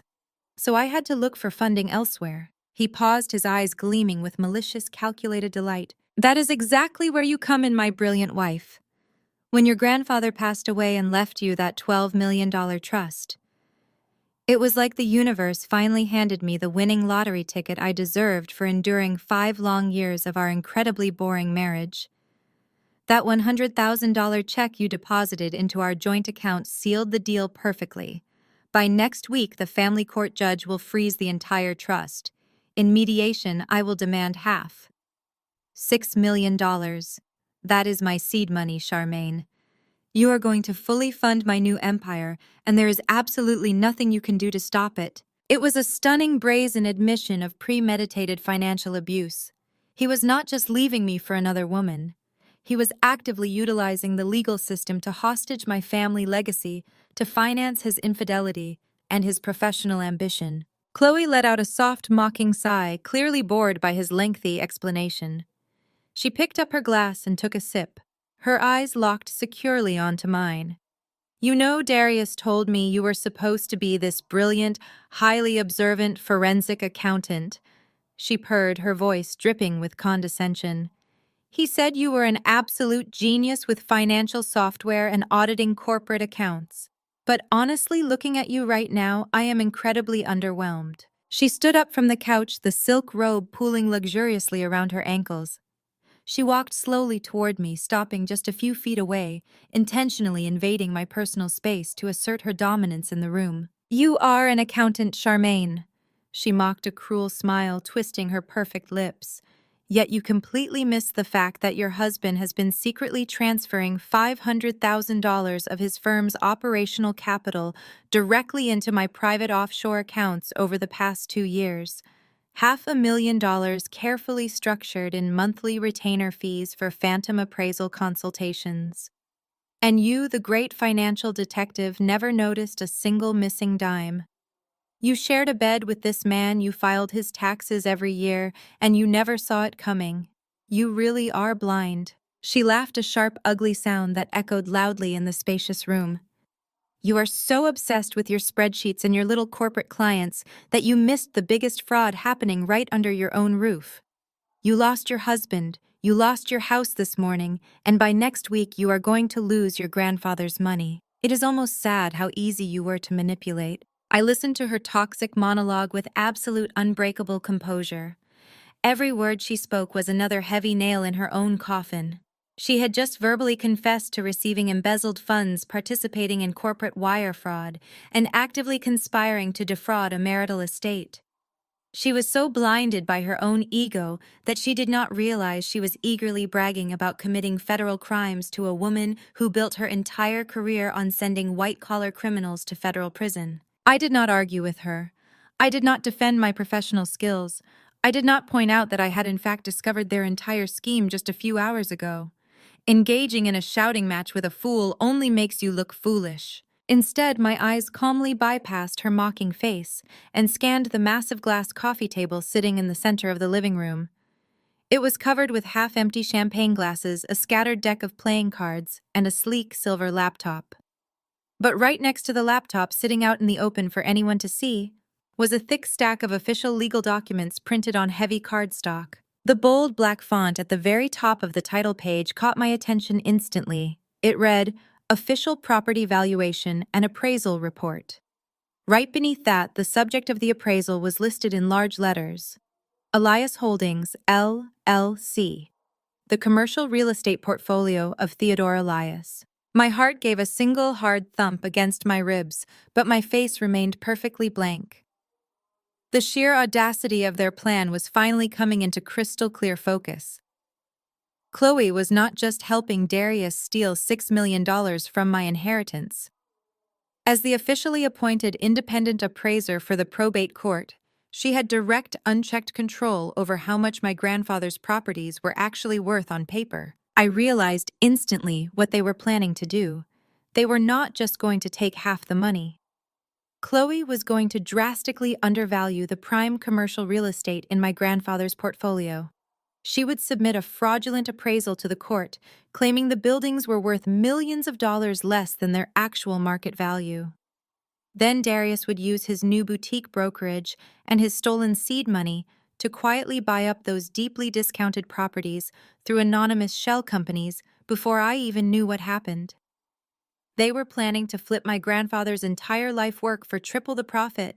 It was not just a messy divorce anymore. It was a highly orchestrated multi-million-dollar racketeering enterprise. And the primary evidence was sitting right there on the coffee table. I took a slow, deliberate step forward, entirely ignoring Chloe, who instinctively took a step back, startled by my sudden movement. I walked smoothly over to the glass table. Darius tensed up, taking a step forward as if he thought I was going to flip the table or smash his laptop. I did neither. I calmly reached into my tailored suit jacket and pulled out my smartphone. I opened the high-definition camera application, held it directly over the thick stack of appraisal documents, and pressed the capture button. The artificial shutter sound clicked loudly in the quiet room. "Hey!" Darius shouted, his voice cracking slightly with a sudden spike of alarm. "What are you doing? Put that phone away right now! You cannot take pictures of confidential client files." I ignored him, tapping the screen to ensure the high-resolution image was perfectly in focus, clearly showing the title of the document, and Chloe's official appraiser seal stamped at the bottom of the page. I synced the photo immediately to my encrypted cloud server. The evidence was entirely secured. I slowly turned around to face them. Darius was glaring at me, his fists clenched tightly at his sides. Chloe had lost her confident smirk entirely. She was staring at the phone in my hand, a flicker of genuine uncertainty finally crossing her eyes. They both realized simultaneously that I was not reacting the way a broken, defeated woman was supposed to react. I slipped the phone back into my jacket pocket and offered Chloe a small, chilling smile. "You are right, Chloe," I said, my voice eerily calm and steady in the silent room. "I did miss something. I was so focused on the money that I completely missed the conflict of interest. But do not worry." I walked past her, heading straight for the grand double doors, leaving them standing in their stolen luxury apartment. I see it now. I walked out of the double doors, leaving them frozen in their stolen sanctuary. The heavy wooden doors clicked shut firmly behind me, abruptly cutting off the soft jazz music and sealing Darius and Chloe inside their own rising panic. I did not run down the quiet residential hallway. I did not nervously look over my shoulder to see if he was following me. I maintained the exact same measured professional pace I used when exiting a corporate boardroom after delivering a devastating audit report to a corrupt board of directors. I took the service elevator back down to the loading dock, walked smoothly past the busy catering crews, and got into my car. The midday Atlanta sun was beating down on the pavement, but inside my vehicle the air conditioning was blasting perfectly, matching the absolute ice running through my veins. I drove the 4 blocks back to the Ritz-Carlton in complete silence. No radio, no podcasts, just the rhythmic hum of my engine and the rapid firing of my own analytical neurons. Darius thought he was playing a game of emotional warfare, trying to break me down this morning with his mother and sister. But he had fundamentally misunderstood the battlefield. We were not fighting over hurt feelings or a failed marriage. We were fighting a high-stakes war of numbers, and he had just unknowingly handed me the nuclear launch codes. I walked into my executive suite, locked the heavy deadbolt, and dropped my suit jacket onto the nearest velvet armchair. I sat down at the glass dining table, my dual monitors waking up instantly. I connected my smartphone to the encrypted server and pulled up the high-resolution photograph I had just taken of Chloe's official appraisal document. I dragged the image file onto the massive 32-inch primary monitor and zoomed in tightly on the columns of printed numbers. As a forensic accountant, I did not just read numbers, I interrogated them. I looked for the story they were desperately trying to hide. And the story Chloe had written on these official legal documents was an absolute masterpiece of financial fiction. I opened a second secure window and pulled up the actual municipal tax records, historical cash flow statements, and recent commercial sales comparables for the West End district. Grandpa Elias owned a massive, fully renovated commercial strip center right in the heart of that neighborhood. It was a prime piece of real estate, fully leased to stable long-term corporate tenants with zero vacancy. According to standard objective market valuation, that single property was worth a highly conservative $4.5 million. I looked back at Chloe's official appraisal report. She had listed the market value of the West End Strip Center at a laughable $1.8 million. I felt a cold, sharp smile slowly spread across my face. She had not just undervalued it slightly to save the estate on property taxes. She had slashed the actual value by nearly 60%. I quickly scanned the rest of the commercial portfolio listed on the document. The downtown office building, the two sprawling logistics warehouses near the airport, the highly coveted vacant commercial lots in Midtown. Every single asset had been aggressively purposefully undervalued by at least 40%. The total commercial portfolio, which Grandpa Elias and his expert financial advisors had accurately valued at $12 million just last year, was listed on Chloe's official court submission at a meager $6.8 million. I leaned back in my ergonomic chair, interlacing my fingers, as the sheer, breathtaking scope of their criminal conspiracy unfolded perfectly in my mind. This was not a sudden crime of passion.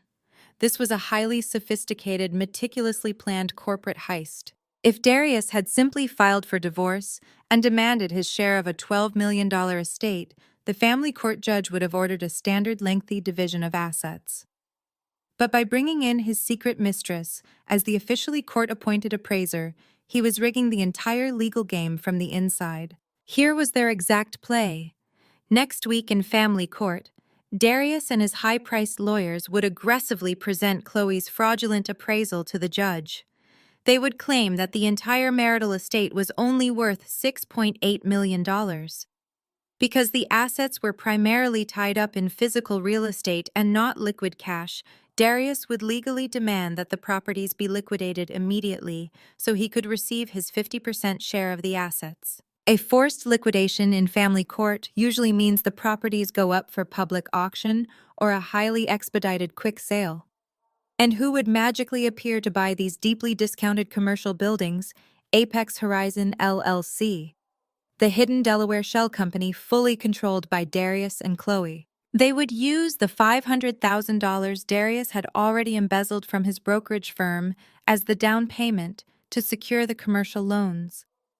They would buy my grandfather's entire legacy for absolute pennies on the dollar. Once the ink was dry and the divorce was officially finalized, they would immediately turn around and relist the exact same properties on the open commercial market for their true actual value of $12 million.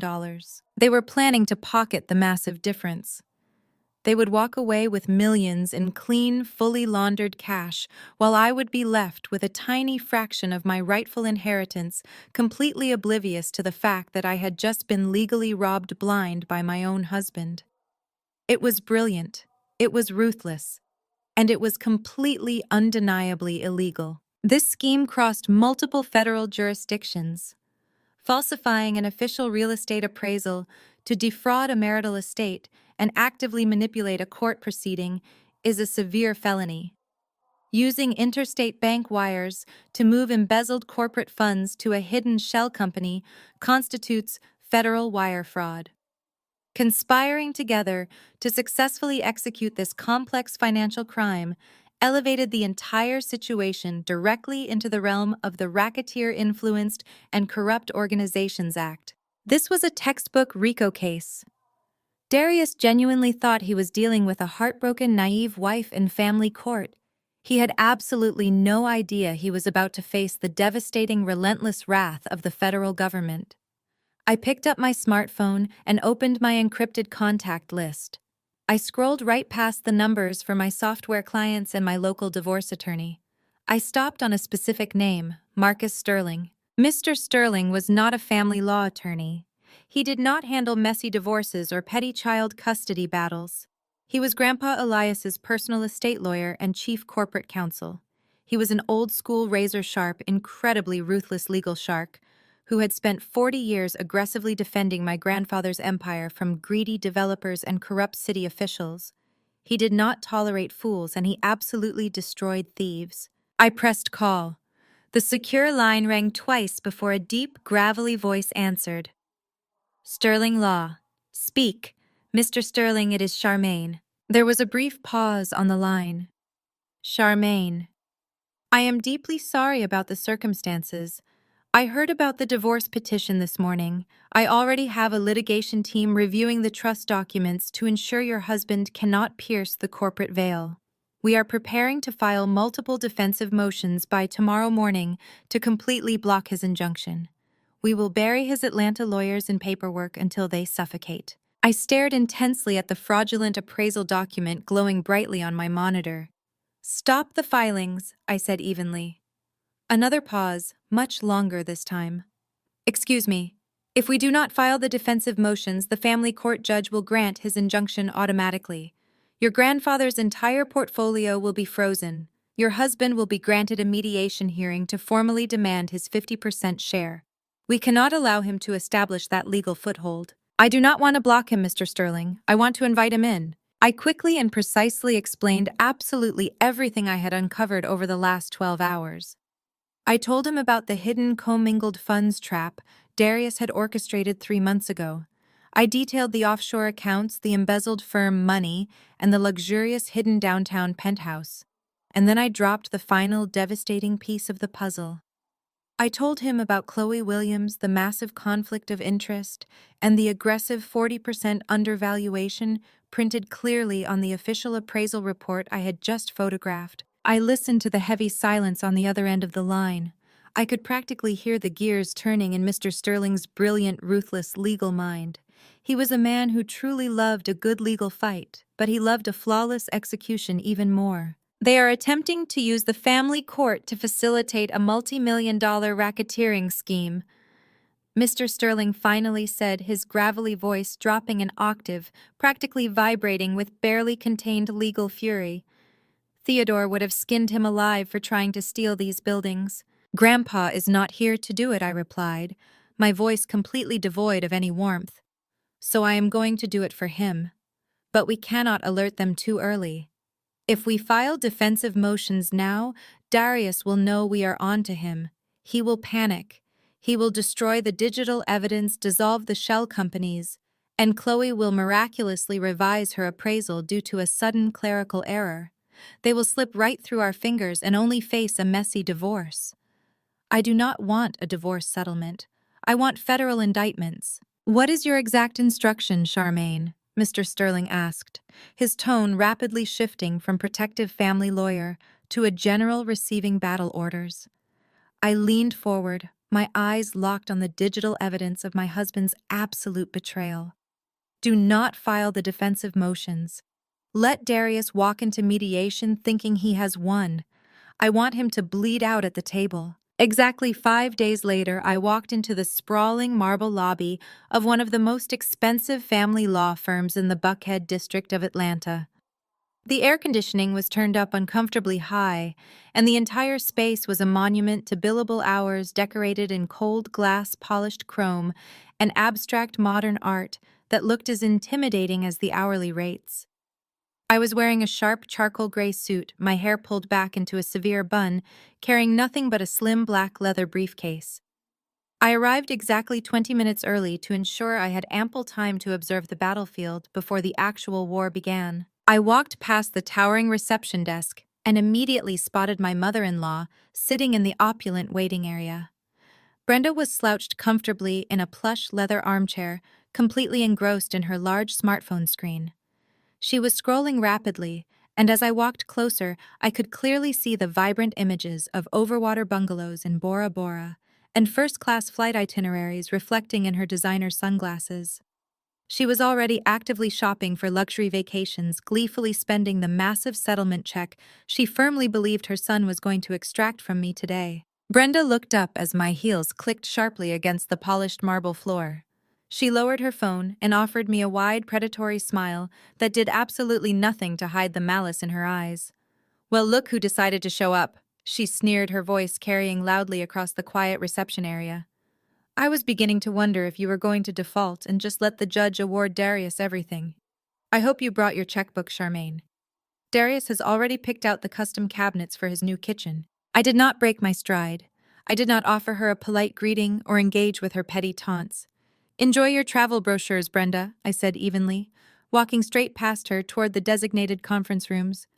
"I hear federal prison does not offer very good tropical excursions." She scoffed loudly behind me, completely missing the grave warning in my words, dismissing it as the bitter rambling of a defeated woman. I entered the large glass-walled conference room assigned for our mediation. The space was dominated by a massive mahogany table equipped with built-in microphones and digital recording equipment. Sitting quietly in the corner was a certified court reporter, her fingers resting lightly on the keys of her stenotype machine. This was a crucial detail I had specifically requested. I did not want a casual off-the-record negotiation. I wanted every single lie, every fraudulent claim, and every arrogant demand permanently cemented into an official legal transcript. My attorney was already sitting at the table reviewing a thick stack of manila folders. Mr. Sterling had not come personally. As a titan of corporate law, his sudden appearance in a family law mediation would have immediately signaled to Darius that this was a corporate bloodbath, not a standard divorce. Instead, Mr. Sterling had sent his most vicious senior litigation partner, a brilliant woman named Evelyn Thorne. Evelyn was a former federal prosecutor who shared my deep appreciation for cold, hard facts and absolute legal destruction. We exchanged a brief knowing nod. We were entirely ready. 10 minutes later, the heavy glass door swung open and Darius walked in. He looked like he had just stepped straight off the cover of GQ magazine. He was wearing a custom-tailored charcoal pinstripe suit, a crisp white shirt, and a silk tie that perfectly matched the pocket square folded sharply in his breast pocket.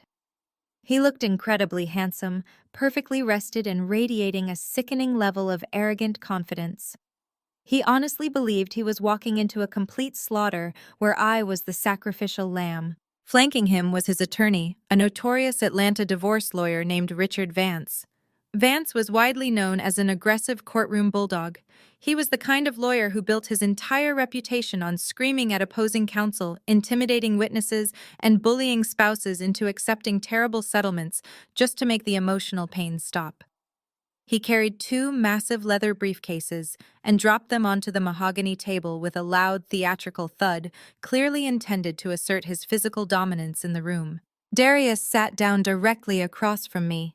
He unbuttoned his suit jacket, leaned back in his expensive ergonomic chair, and offered me a small, patronizing smile. He looked completely relaxed. The mediator, a retired Superior Court judge with a stern face and zero tolerance for nonsense, walked into the room and took his seat at the head of the table. He quickly explained the ground rules for the mediation, reminding everyone that while the negotiations were meant to be collaborative, everything said today was being officially recorded by the court reporter. "Let us begin," the mediator said, folding his hands on the table. "Mr. Vance, since your client filed the initial petition, you have the floor. What are Mr. Washington's demands to dissolve this marriage?" Richard Vance stood up. He did not simply read from a piece of paper. He paced slightly, projecting his voice loudly as if he were delivering an opening statement to a packed jury rather than a quiet conference room. "Your Honor, this is a highly straightforward case of equitable distribution." Vance began fixing a hard, aggressive glare on me. "My client, Mr. Washington, has been the primary financial provider for the marital home for the past 5 years. During this time, he fully supported his wife while she pursued her CPA certifications and built her software consulting business. Despite his unwavering support, she became entirely neglectful of the marriage." Vance paused for dramatic effect, placing his hands flat on the mahogany table and leaning aggressively toward my side of the room. "We are demanding 3 specific things today. First, we demand sole undisputed ownership of the primary marital residence. The deed is already solely in my client's name, and he has paid every mortgage payment from his business accounts. We expect Mrs. Washington to formally waive any and all claims to the equity in that property." I sat perfectly still, my face a completely blank mask. Evelyn sat beside me, equally motionless, letting Vance perform his loud, aggressive circus act. Second, Vance continued, his voice rising in volume. "We are demanding a comprehensive alimony package. Mrs. Washington's software company and accounting practice have a massive future earning potential that vastly outstrips my client's current income. Mr. Washington's commercial real estate brokerage has struggled immensely over the last 2 years due to market fluctuations. He requires spousal support to maintain the standard of living he was accustomed to before his wife abandoned the marital home." The sheer audacity of the alimony demand was almost physically staggering. Darius was secretly embezzling hundreds of thousands of dollars from his own firm to rent a luxury downtown penthouse and buy diamond bracelets for his mistress, yet he had the absolute nerve to sit in this room and demand spousal support by claiming his business was struggling. But Vance was not finished. He reached into his leather briefcase and dramatically pulled out the thick-bound appraisal report that Chloe had falsified. He threw it onto the center of the table. "Finally, we addressed the marital assets," Vance declared loudly. 3 months ago, Mrs. Washington deposited a check for $100,000 derived from an early trust disbursement directly into a joint marital checking account. By doing so, she legally commingled those funds irrevocably, stripping the entire trust of its separate property status. We have provided the court with a certified independent appraisal of the real estate portfolio contained within that trust. The total market value is officially assessed at $6.8 million. Vance pointed a thick finger directly at me. My client legally demands exactly 50% of that commingled marital asset. $3.4 million payable immediately through the forced liquidation of the commercial properties. If she refuses, we will proceed to trial and let the judge freeze every single bank account she possesses for the next 3 years. Vance sat down looking immensely satisfied with his loud, aggressive performance. Darius was actually smiling now, a bright, triumphant grin. He looked at me across the table, his eyes practically screaming that he had won. The room fell completely silent save for the rapid, quiet clicking of the court reporter's stenotype machine. I did not look at Vance. I looked directly into my husband's arrogant eyes. I needed to lock him entirely into his own lies on the official record. Before we respond to the demands, I said, keeping my voice incredibly calm and measured, I just want to clarify a few specific financial points for the official transcript. Darius, you are stating under penalty of perjury that your commercial brokerage has been struggling financially for the last 2 years. Vance immediately bristled. My client does not have to answer your direct interrogations. It is a simple clarifying question regarding his demand for alimony. Evelyn interjected smoothly, silencing Vance with a cold, professional glare. If he is demanding my client's money, he needs to confirm his own financial hardship on the record. Darius waved his attorney off, completely confident in his own deception. Yes, Charmaine, he said smoothly, leaning closer to the microphone. The commercial market has been incredibly tough. My firm has barely broken even. I certainly do not have any hidden reserves or excess capital. That is exactly why I need the alimony. I nodded slowly, letting the court reporter type his fatal admission. And this independent appraisal of my grandfather's portfolio. I continued tapping the thick document sitting in the middle of the table. You are absolutely certain this is a fair, accurate, and completely unbiased market valuation. You do not have any personal or financial relationship with the appraiser who drafted this report. Darius laughed, a condescending sound that echoed in the glass room. Do not be ridiculous, Charmaine. It is a court-certified appraiser. The numbers are completely accurate. $6.8 million is the absolute maximum that old portfolio is worth. Stop stalling and just accept the reality of the situation. I looked over at the court reporter. Did you get all of that exactly as he said it? I asked her politely. The court reporter nodded quickly, her fingers resting lightly on the keys. Yes, ma'am. Perfect, I whispered, leaning back in my chair. The trap was fully sprung. The steel jaws had clamped down hard on his ankle, and he had absolutely no idea he was already bleeding to death. He had just committed textbook perjury on an official court transcript, verified a fraudulent document, and lied about his hidden assets while demanding alimony. The mediator cleared his throat, sensing the sudden strange shift in the temperature of the room. My lack of panic was clearly confusing everyone except Evelyn. Well, the mediator said, turning his attention to me. The petitioner has made his demands incredibly clear. They are aggressive, but they have laid out their legal arguments regarding the commingled funds and the property valuation. Mrs. Washington, it is your turn. What is your counter-offer? I did not look at the mediator. I kept my eyes locked entirely on Darius, watching the smug satisfaction radiating from his handsome face.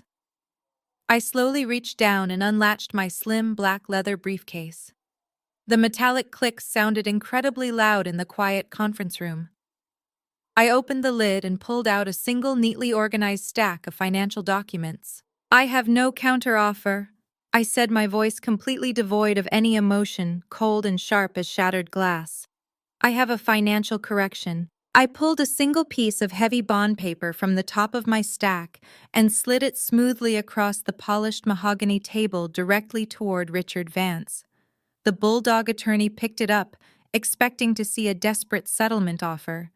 Instead, his thick eyebrows knitted together in profound confusion. "What exactly is this?" Mrs. Washington Vance demanded, waving the paper slightly in the air. "It is a certified bank statement from my primary personal checking account," I explained, keeping my tone perfectly conversational, "accompanied by a verified pay stub and an official tax form from my software consulting firm. It dates back to exactly 3 months ago, the precise week my husband suddenly experienced a severe financial emergency and begged me to help him pay down the primary mortgage on our home." Darius crossed his arms, leaning back with a smug, dismissive huff. "We already know about the check, Charmaine. We literally just put it on the official record. You commingled the funds." I turned my eyes to him, dropping the pleasant facade entirely. "I commingled my own earned income, Darius. Not my inheritance." The smug smile instantly vanished from his face. Vance sharply dropped his gaze back to the document in his hands, his eyes scanning the highlighted lines of data with sudden frantic urgency. "You see," I continued, speaking clearly for the court reporter, "that $100,000 check I deposited into our joint marital account did not come from my grandfather. It did not come from any trust disbursement. It was my annual performance bonus from my software company. It was money I earned through the business I built, while you falsely claimed I was neglecting our marriage. My grandfather's estate never transferred a single dime into our joint accounts." Vance swallowed hard. He looked at the certified deposit record, then at the W-2 form, and finally at his own client. The aggressive bluster had completely drained from the attorney's face. In family law, a commingling argument only works if you can definitively prove the specific funds originated from the separate inheritance. I had just provided undeniable court-certified proof that the money was simply my standard marital income. "This means," Evelyn chimed in, her voice ringing with absolute legal authority, "that the commingling argument your client constructed his entire divorce petition upon is completely invalid. The inheritance remains entirely separate property. It has never been blended, it has never been shared, and it is absolutely not subject to equitable distribution." Darius gripped the armrests of his leather chair. His knuckles turned stark white. He looked at his lawyer, panic finally bleeding into his voice. "Richard, do something. Tell them it does not matter. The money grew during the marriage. We have a right to the appreciation." Vance opened his mouth to pivot to that exact argument, but Evelyn was already moving. She reached into her own briefcase and pulled out a massive, leather-bound portfolio. The cover bore the heavy gold-embossed seal of Elias Holdings. She did not slide this document.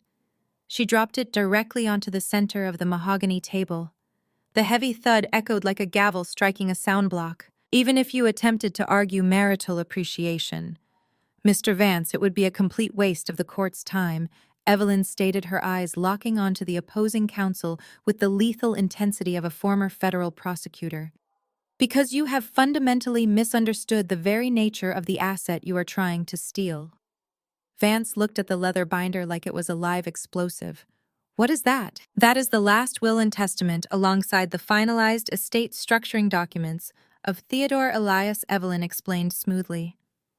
"You and your client have been operating under the incredibly naive assumption that my client inherited $12 million in liquid cash or direct property deeds. She did not.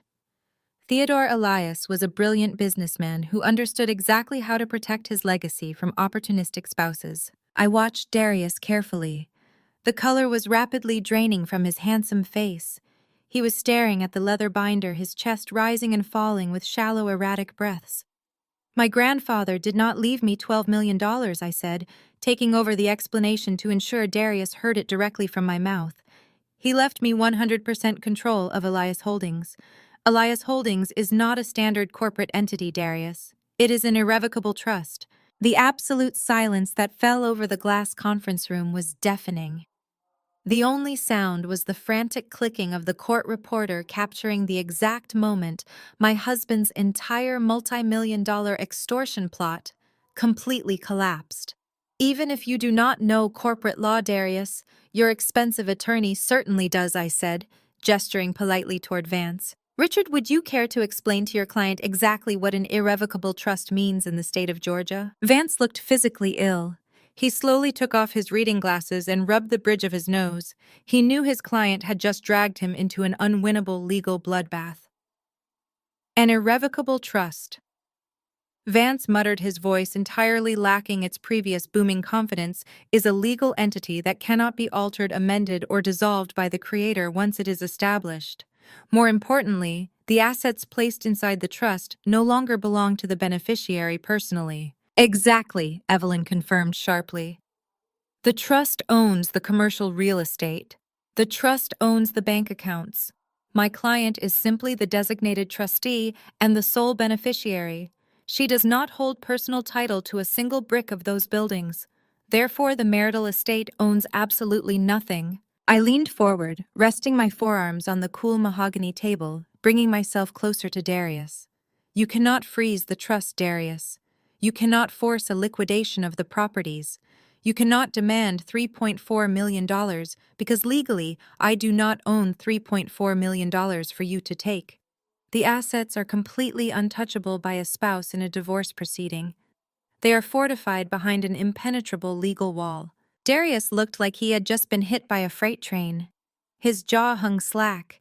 He looked wildly between me, Evelyn, and his own attorney, desperately searching for a legal loophole, a technicality, any shred of hope that his massive gamble had not just exploded in his face. Richard, tell me she is lying, Darius demanded, his voice cracking with absolute desperation. Tell me we can break the trust. We have the appraisal. We proved the value. Vance looked at the fraudulent appraisal document sitting on the table. The document Chloe had risked her entire career to fabricate. Vance reached out and slowly slid the appraisal report back toward himself, actively distancing it from the center of the negotiations.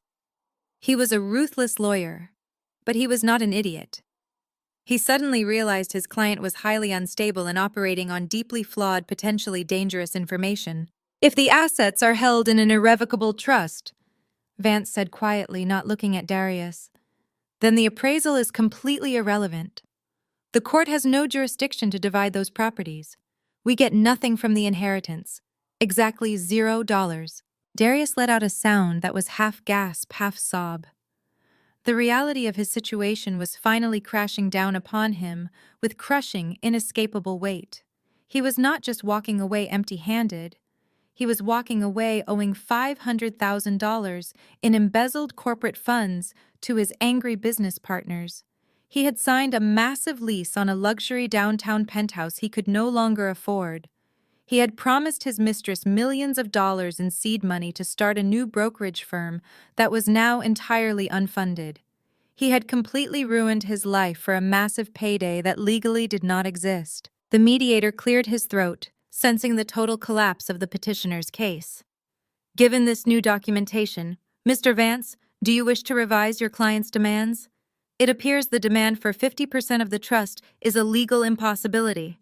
Before Vance could even formulate a diplomatic retreat, Darius completely snapped. The sophisticated GQ cover model facade shattered into a million jagged pieces.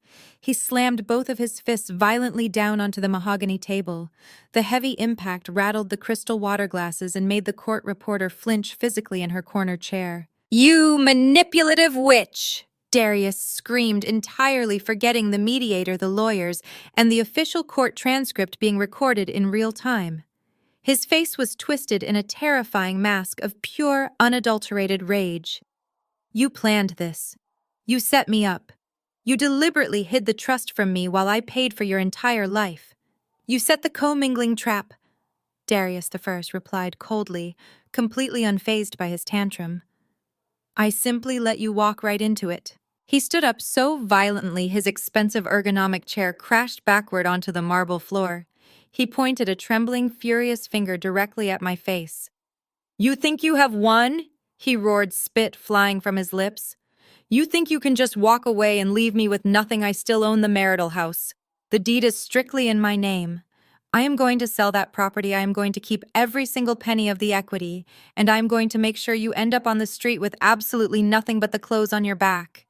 You are not taking my home from me. I did not flinch at his aggressive outburst. I did not raise my voice to match his screaming. I simply looked down at my wrist, checking the time on my elegant silver watch. It was exactly 10:45 in the morning. I looked back up at my highly erratic husband, offering him a slow, chilling smile.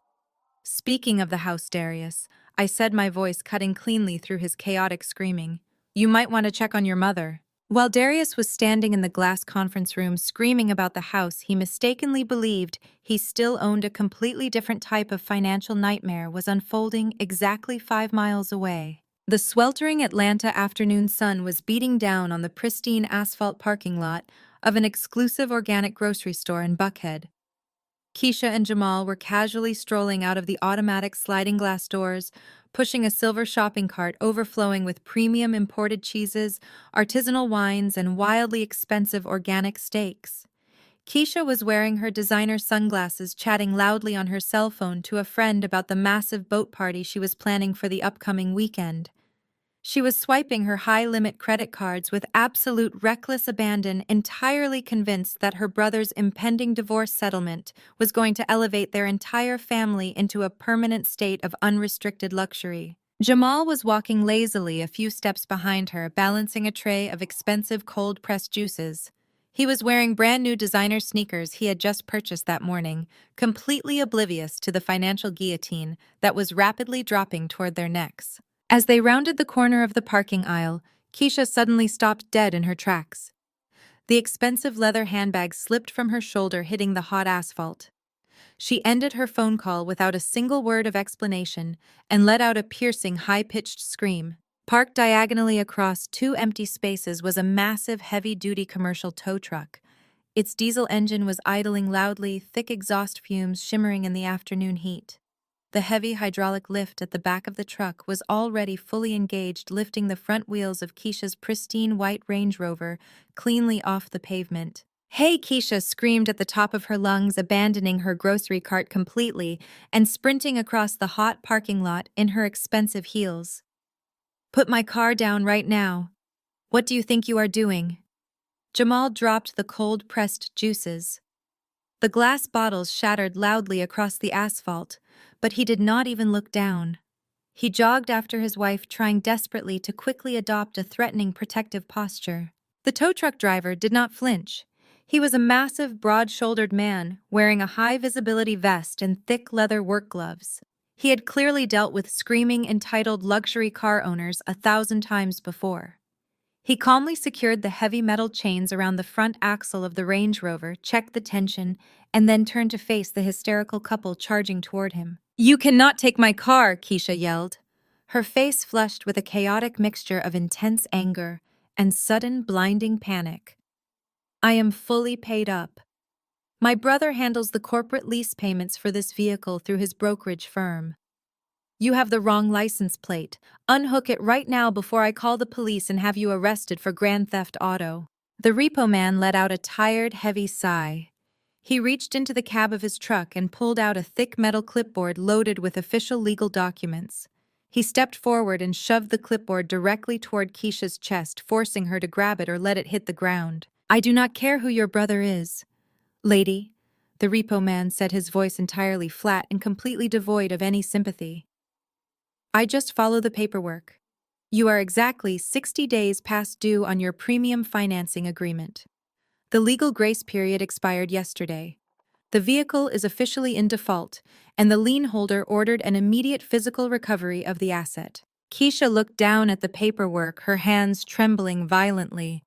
"This is a massive mistake," she stammered, frantically scanning the complex legal jargon printed on the page. "The original financing company always gives us a 10-day extension. I just talked to them last month. They know the money is coming. The original financing company does not own your debt anymore," the repo man explained casually, leaning back against the side of his truck. You might want to read the name printed at the very top of that second page.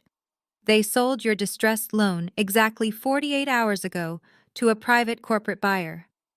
Keisha flipped the page over. Her eyes widened in absolute horror as she read the bold black font designating the new legal owner of her vehicle loan. The new lien holder was officially listed as a subsidiary debt collection agency completely owned and operated by Elias Holdings. She remembered my calm warning in the driveway just a few days ago. I had not been making a petty, empty threat. I had actually gone into the open commercial debt market and legally purchased the outstanding note on her luxury car, using the vast financial resources of my grandfather's trust. Once Elias Holdings owned the debt, my corporate lawyers had immediately exercised the acceleration clause hidden deep within the fine print of her original contract. Because she had missed 2 consecutive payments, the entire remaining balance of $80,000 was legally due in full immediately upon demand. "You cannot do this!" Keisha whispered, the aggressive fight completely draining out of her body, leaving nothing but sheer terror. "Where am I supposed to get $80,000 right now? How are we supposed to get home?" The repo man shrugged indifferently. He snatched the metal clipboard back out of her trembling hands and climbed up into the high cab of his truck. He slammed the heavy door shut, shifted the powerful diesel engine into drive, and pulled slowly out of the parking lot. Keisha and Jamal stood frozen in the sweltering heat, watching the pristine white Range Rover bounce slightly on the hydraulic lift as it disappeared down the busy Atlanta street. The groceries in their abandoned shopping cart were already beginning to rapidly melt under the aggressive summer sun. Jamal pulled out his smartphone with shaking hands and desperately tried to call Darius, but the call rolled immediately to a sterile voicemail greeting. Darius could not answer the phone to save his sister, because Darius was currently standing inside a glass conference room actively watching his own life completely disintegrate. Back in the Buckhead law firm, the tense silence following my comment about his mother was abruptly shattered.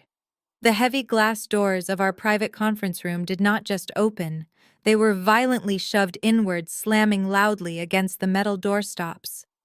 It was not a paralegal bringing fresh carafes of water, and it was not the mediator returning from a bathroom break. It was Brenda. My mother-in-law burst into the room looking entirely unhinged. Her expensive designer sunglasses were pushed wildly askew on top of her head, ruining her perfectly sprayed hair.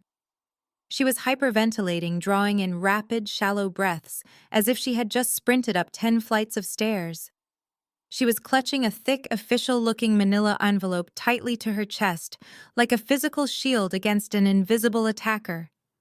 A highly stressed receptionist was jogging nervously right behind her, profusely apologizing to the room for failing to stop the frantic woman at the front desk. Darius stopped his aggressive screaming and stared at the doorway in absolute shock. "Mom, what in the world are you doing in here?" he demanded, his voice dropping from a furious roar to a confused, embarrassed whisper. "We are in the middle of a highly confidential legal mediation. You cannot just burst in here." Brenda completely ignored her son. She did not even look at his high-priced attorney. Her wild, panicked eyes darted immediately across the mahogany table and locked directly onto me. She marched aggressively forward, her heels echoing sharply on the marble floor, and violently slammed the thick manila envelope down onto the center of the table right next to the fraudulent appraisal report. "They threw me out!" Brenda shrieked, her voice cracking with a hysterical, terrified edge that made the court reporter physically recoil in her chair. "What are you talking about?" Darius asked, stepping quickly toward her and grabbing her shaking shoulders. "Who threw you out? Did you get into an argument with the landscapers again?" Brenda shook her head frantically, tears of absolute humiliation spilling over her expensive makeup and running down her cheeks. "Not the landscapers, Darius. The police. A Fulton County Sheriff's deputy just knocked loudly on the front door of the house. I was in the master bedroom packing my designer luggage for the Bora Bora trip, and I heard him pounding on the wood." She pointed a violently trembling finger down at the envelope on the table. "He did not come to ask questions." Brenda sobbed, struggling to catch her breath. "He came to officially serve a 24-hour emergency eviction notice. He told me I was legally trespassing on bank-owned property. He stood right there in our grand foyer and watched me pack a single garbage bag full of my clothes. He forced me to walk out the front door, and then he changed the deadbolt locks right in front of my face. We are completely locked out of the house, Darius. I have nowhere to go. Richard Vance, the aggressive bulldog attorney, reached out cautiously and pulled the manila envelope toward his side of the table. He opened the metal clasp and slid the legal documents out onto the polished mahogany surface. He quickly adjusted his reading glasses, his eyes scanning the bold, highly formalized legal text. Vance let out a low, deeply concerned exhale. He looked up at his client, the arrogant bluster entirely gone from his professional demeanor. Darius, this is a fully executed writ of possession. It is completely legal, highly expedited and binding. The primary marital property has been successfully foreclosed upon by a commercial lender. Darius snatched the heavy paper directly out of his lawyer's hands. He stared at the eviction notice, his eyes darting frantically back and forth across the dense legal jargon, desperately searching for a clerical error or a typo that would magically make this terrifying reality disappear. This is completely impossible. Darius exploded, his voice rising to a deafening, chaotic pitch. He crumpled the edge of the legal document in his fist and slammed it back down onto the table. I pay the mortgage on that house. I pay it on the first of every single month directly from my corporate accounts. I have the digital bank receipts to prove it. I am in perfect standing with the lender. You cannot evict a homeowner from a property that is not in financial default. He turned his blazing, furious eyes toward me, pointing a rigid finger at my face. You did this.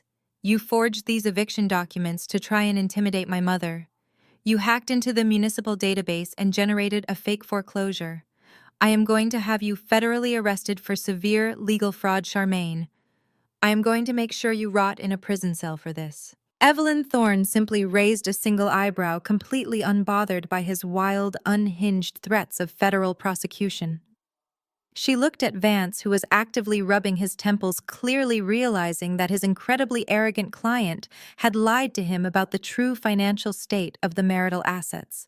Darius Vance asked slowly, his voice tight with rising frustration, "Did you miss any primary payments? Did you bounce a corporate check? Is there absolutely anything regarding the financial stability of this property that you conveniently failed to disclose to me when I agreed to take your case?" I swear on my life, Richard. I paid the primary lender perfectly on time, Darius shouted defensively, waving his hands in the air. I have never missed a single payment on that house. I remained seated in my ergonomic chair, entirely relaxed, my hands folded neatly in my lap. I looked at the screaming mother, the terrified lawyer, and my raging, completely cornered husband. I let the chaotic noise of their panic echo around the glass conference room for a few long seconds before I finally decided to deliver the fatal blow. I leaned forward slightly, resting my elbows on the cool mahogany table, and offered Darius a smile of pure surgical precision. You pay the first mortgage, Darius, I said quietly, my calm voice cutting through his chaotic screaming like a razor blade through silk. You didn't tell your lawyer about the secret second mortgage you took out to fund Chloe's penthouse, did you? Richard Vance whipped his head around to stare at his client. The color drained from the veteran attorney's face so rapidly, he looked physically ill. A second mortgage, Vance asked, his voice a dangerous, quiet hiss. Darius, what exactly is she talking about? Did you encumber the primary marital asset without disclosing it to me? Darius opened his mouth, but absolutely no sound came out. His confident, arrogant posture completely collapsed in a matter of seconds. He looked like a man who had just stepped blindly off a steep ledge and was suspended in the air, simply waiting for the inevitable crushing impact with the ground. Let me fill in the blanks for you, Richard, I offered smoothly, leaning back in my ergonomic chair and casually adjusting the cuffs of my suit jacket. About 6 months ago, Darius realized that his quiet embezzlement from his own commercial brokerage firm was not quite enough to sustain the incredibly lavish lifestyle his mistress Chloe demanded. He needed a massive injection of liquid capital to fund the downtown penthouse lease, the luxury vacations to Cabo, and the designer jewelry she expected. So he quietly took out a massive secondary mortgage on the Buckhead house. I paused intentionally, letting the severe gravity of the situation sink deeply into the quiet conference room. The major problem, Richard, is that he deliberately hid this secondary financing from his primary mortgage lender. That is a direct, undeniable violation of his primary loan covenants. It is the textbook legal definition of loan fraud.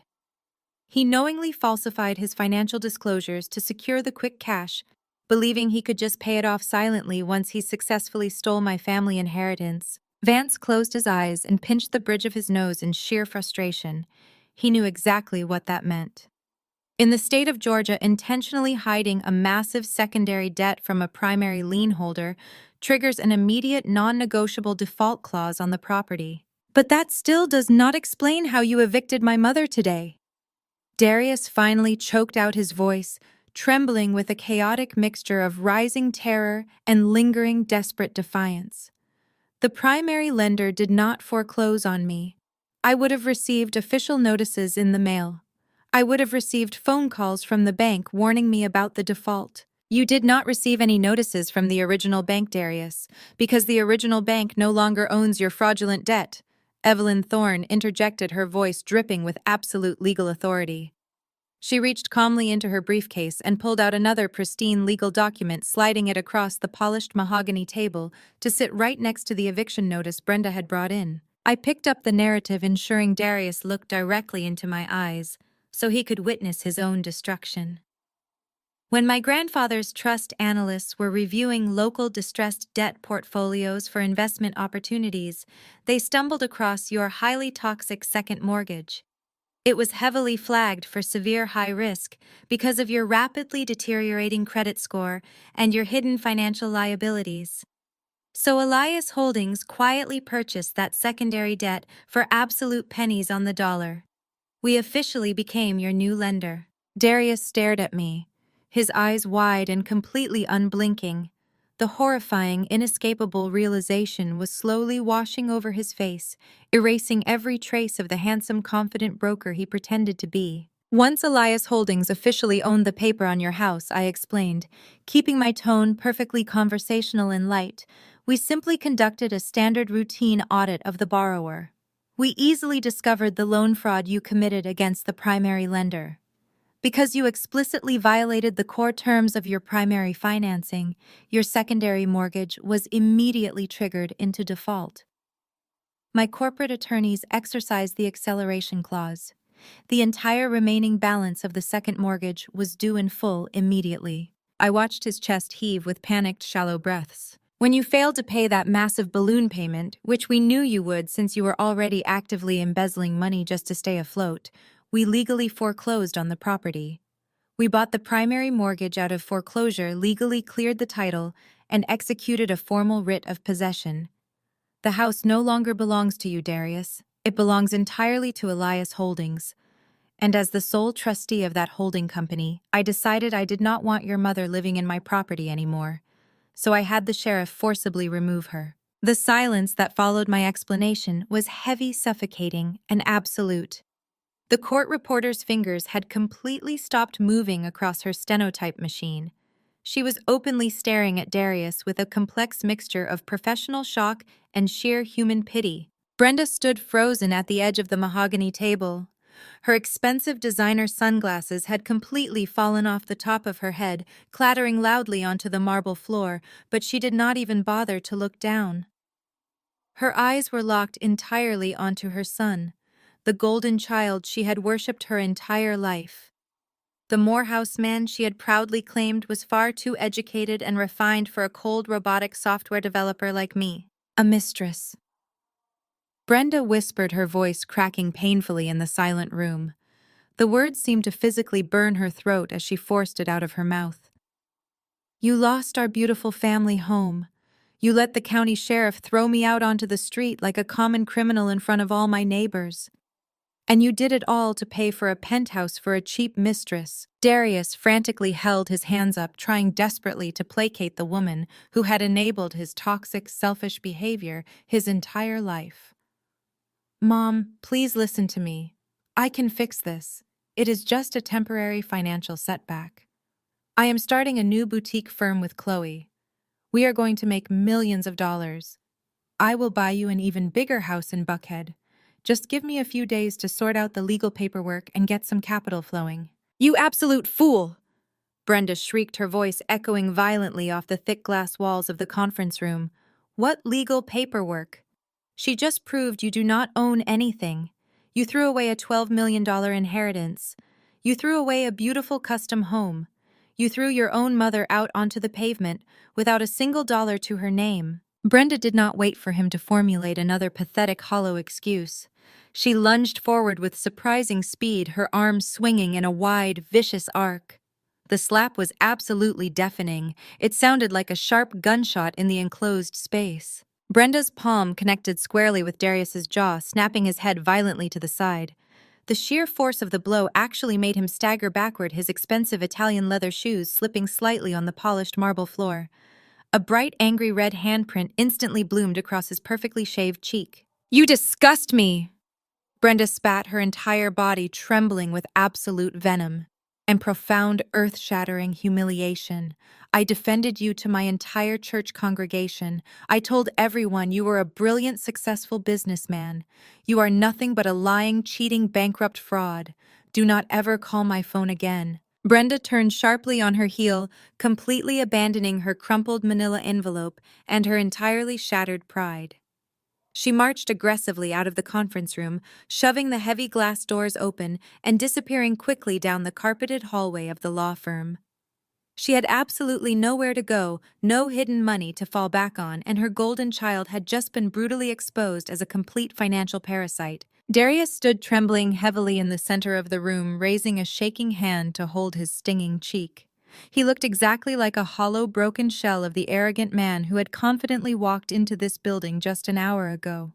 He slowly turned his desperate, pleading eyes toward his bulldog attorney. Richard Darius choked out, his voice thick with rising, uncontrollable panic. "You have to file an emergency injunction right now. We can sue them for wrongful foreclosure. We can claim she used illegal insider information to buy the debt. Do something. You are my lawyer. You have to protect me." Richard Vance did not even look at his client. He was already efficiently packing his thick legal files back into his two massive leather briefcases. He snapped the heavy golden lock shut with a sharp, incredibly decisive click. "I am absolutely not your lawyer," Darius Vance said, coldly picking up his briefcases and calmly straightening his tailored suit jacket. "My firm's representation agreement explicitly stated that you must provide full and accurate financial disclosures. You lied to me about your assets. You blatantly lied to me about your liabilities. You actively committed perjury on an official court transcript within the first 10 minutes of this mediation. And most importantly, you clearly have absolutely zero liquid capital to pay my exorbitant legal fees." Vance walked smoothly around the mahogany table, completely bypassing Darius as if he were a piece of broken furniture. He stopped briefly near my chair and offered Evelyn Thorne a short, professional nod of profound respect. "Well played, counselor." "Thank you, Richard," Evelyn replied smoothly, not breaking her perfectly professional composure. "Have a very pleasant afternoon." Vance walked out of the room without looking back a single time, leaving his completely ruined, financially devastated client standing entirely alone in the crosshairs of my revenge. The mediator let out a long, heavy breath, officially recognizing that the entire legal proceeding had completely collapsed beyond any hope of repair. Since the petitioner's legal representation has formally withdrawn and the core assets are clearly no longer in dispute, this mediation is officially terminated, the judge announced quietly. He gathered his leather-bound notes, offered me a small, deeply sympathetic smile, and exited the room, followed quickly by the wide-eyed court reporter clutching her stenotype machine. Suddenly, there was absolutely no one left in the massive glass room but me, Evelyn, and my cheating husband. Darius looked around the empty space, the terrifying reality of his absolute isolation finally sinking deep into his bones. He had lost his wife. He had lost his mistress's respect. He had lost his beautiful home, his enabling mother, and his aggressive legal representation, all in the span of 60 brutal minutes. He was entirely broke, heavily in debt to angry corporate partners, and standing entirely alone in the smoking ruins of a life he had intentionally destroyed out of sheer, unadulterated greed. He looked at me sitting calmly at the table. The sharp, freezing realization of my absolute power finally broke his arrogant spirit completely. His knees actually buckled beneath him. He dropped heavily to the polished marble floor, the expensive fabric of his charcoal pinstripe suit wrinkling and pooling awkwardly around him. He crawled slightly forward on his hands and knees, stopping just a few feet away from my chair. Hot tears began to spill rapidly over his eyelashes, streaming down his red, stinging cheek. It was not a calculated courtroom performance anymore. It was the raw, pathetic, ugly weeping of a man staring directly into the terrifying abyss of his own consequences. "Charmaine, please," Darius sobbed loudly, his voice breaking pathetically as he looked up at me. "I am so incredibly sorry. I completely lost my mind. I got caught up in the flashy lifestyle. Chloe manipulated me into wanting more. She told me I deserved more than I had. I never really wanted to hurt you like this. Please, you have to leave me something. You cannot just take everything." I looked down at the man I had once loved, the man I had supported and trusted, feeling absolutely nothing but cold, clinical detachment. "I have nothing, Charmaine," he begged, clasping his trembling hands tightly together in front of his chest in a desperate prayer. "My mother completely hates me. My lawyer abandoned me. The house is entirely gone. The trust money is gone. Just let me keep the brokerage. Just let me walk away with my business, Charmaine. Please, I can start over from scratch. I can rebuild my life. Just let me have my firm." I slowly pushed my chair back and stood up to my full height. I looked down at him, kneeling pathetically on the floor, surrounded by the invisible wreckage of his lies and betrayal.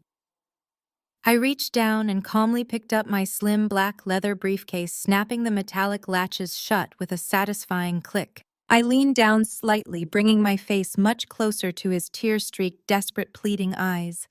I did not raise my voice. I spoke with the quiet, chilling certainty of an executioner delivering the final, inescapable verdict. "You do not have a business anymore, Darius," I whispered softly. "You have a crime scene." I reached back into my slim black leather briefcase and pulled out the final item I had brought to this mediation. It was not a single sheet of paper like the bank statement. It was a massive, brutally heavy document bound in thick black plastic. It contained exactly 300 pages of highly dense, meticulously cross-referenced financial data. I dropped it onto the mahogany table right in front of his kneeling form. The heavy thud seemed to vibrate through the floorboards. "This is a comprehensive forensic audit of your commercial real estate brokerage," I explained, looking down at his tear-streaked face. "I spent the last 5 days tracking every single digital footprint you left behind. I mapped the hidden Delaware shell company Apex Horizon. I documented the 54 separate wire transfers you initiated over the last 2 years. I traced the fake marketing invoices you generated to justify moving capital out of your primary operating accounts." Darius stared blankly at the thick black binder. He did not reach out to open it. He simply let his eyes trace the bold white lettering on the cover. "You embezzled exactly $500,000 from your own business partners." I continued, my voice entirely devoid of pity. "You drained your firm's operational liquidity to lease a penthouse and buy diamond bracelets for a woman you met at a networking mixer. You are entirely bankrupt, Darius, and worse than that, you are a thief." Before Darius could even attempt to formulate a pathetic response to the undeniable proof of his corporate crimes, the heavy glass doors of the conference room were violently thrown open for the second time that afternoon. I looked up to see Chloe charging into the room. She was wearing a sharp emerald green designer suit, clearly intending to look like a highly successful corporate executive arriving to claim her hard-earned prize. Darius must have frantically texted her from under the table when my lawyer first dismantled his commingling argument, begging her to come and help him salvage their criminal enterprise. Chloe stopped dead in her tracks when she saw the complete devastation inside the room. She saw Richard Vance's empty chair. She saw the crumpled eviction notice sitting on the table. And then she looked down and saw her handsome, arrogant boyfriend kneeling pathetically on the marble floor, openly weeping. "Darius, what in the world is going on?" Chloe demanded, her sharp voice echoing loudly in the empty space. She marched forward, her heels clicking aggressively. "You texted me that there was a minor legal complication with the trust. Why is your lawyer gone? Where is our seed money?" Darius could not even look at her. He kept his eyes locked firmly on the marble floor, his shoulders shaking with silent sobs. "There is no seed money, Chloe," I answered for him, my voice completely calm and steady. "And unfortunately for you, there is no boutique commercial brokerage in your future either." Chloe whipped her head around to glare at me. Her perfectly contoured face twisted into a mask of pure, unadulterated hatred. "You think you can just outsmart us with your expensive corporate lawyers?" she sneered, taking a threatening step toward my side of the table. "We have the official property appraisal. The court has to recognize the valuation. You are going to liquidate those buildings, or we will tie you up in litigation for the next 10 years. I did not flinch. I slowly reached out and tapped the thick black binder sitting on the table. "Have you ever seen a fully completed forensic audit?" Chloe, I asked politely. "It is truly a beautiful piece of literature. It details every single federal crime your boyfriend committed to fund your lavish lifestyle.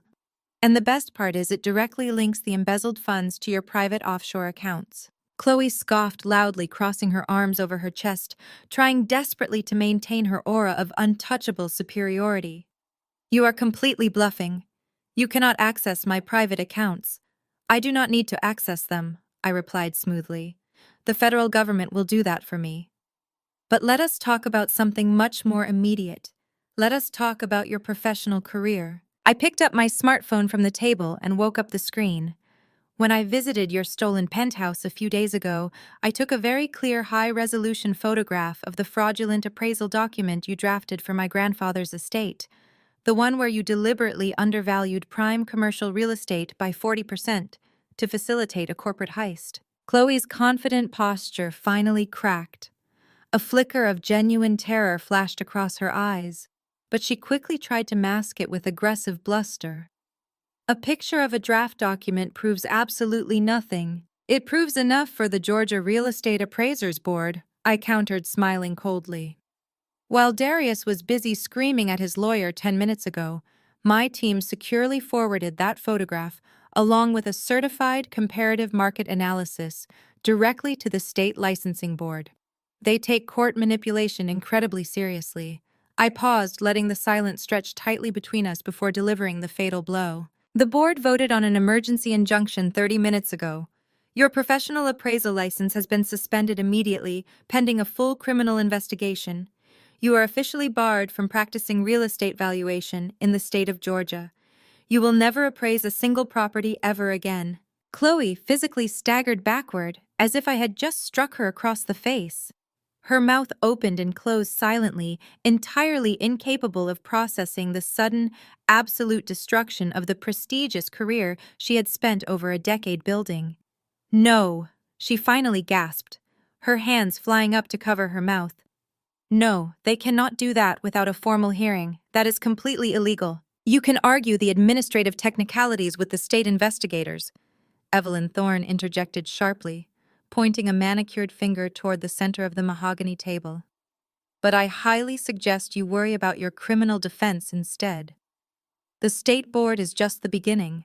The fraud you committed on that official court document carries a mandatory minimum sentence in federal prison." Chloe looked down at the center of the table. The digital recording console built into the mahogany wood was still glowing with a bright blinking red light. The mediator had been in such a frantic rush to escape Darius's screaming tantrum that he had completely forgotten to turn off the official recording system. Every single word spoken in this room was still being permanently captured on the official legal transcript. The primal instinct for self-preservation is a terrifying thing to witness.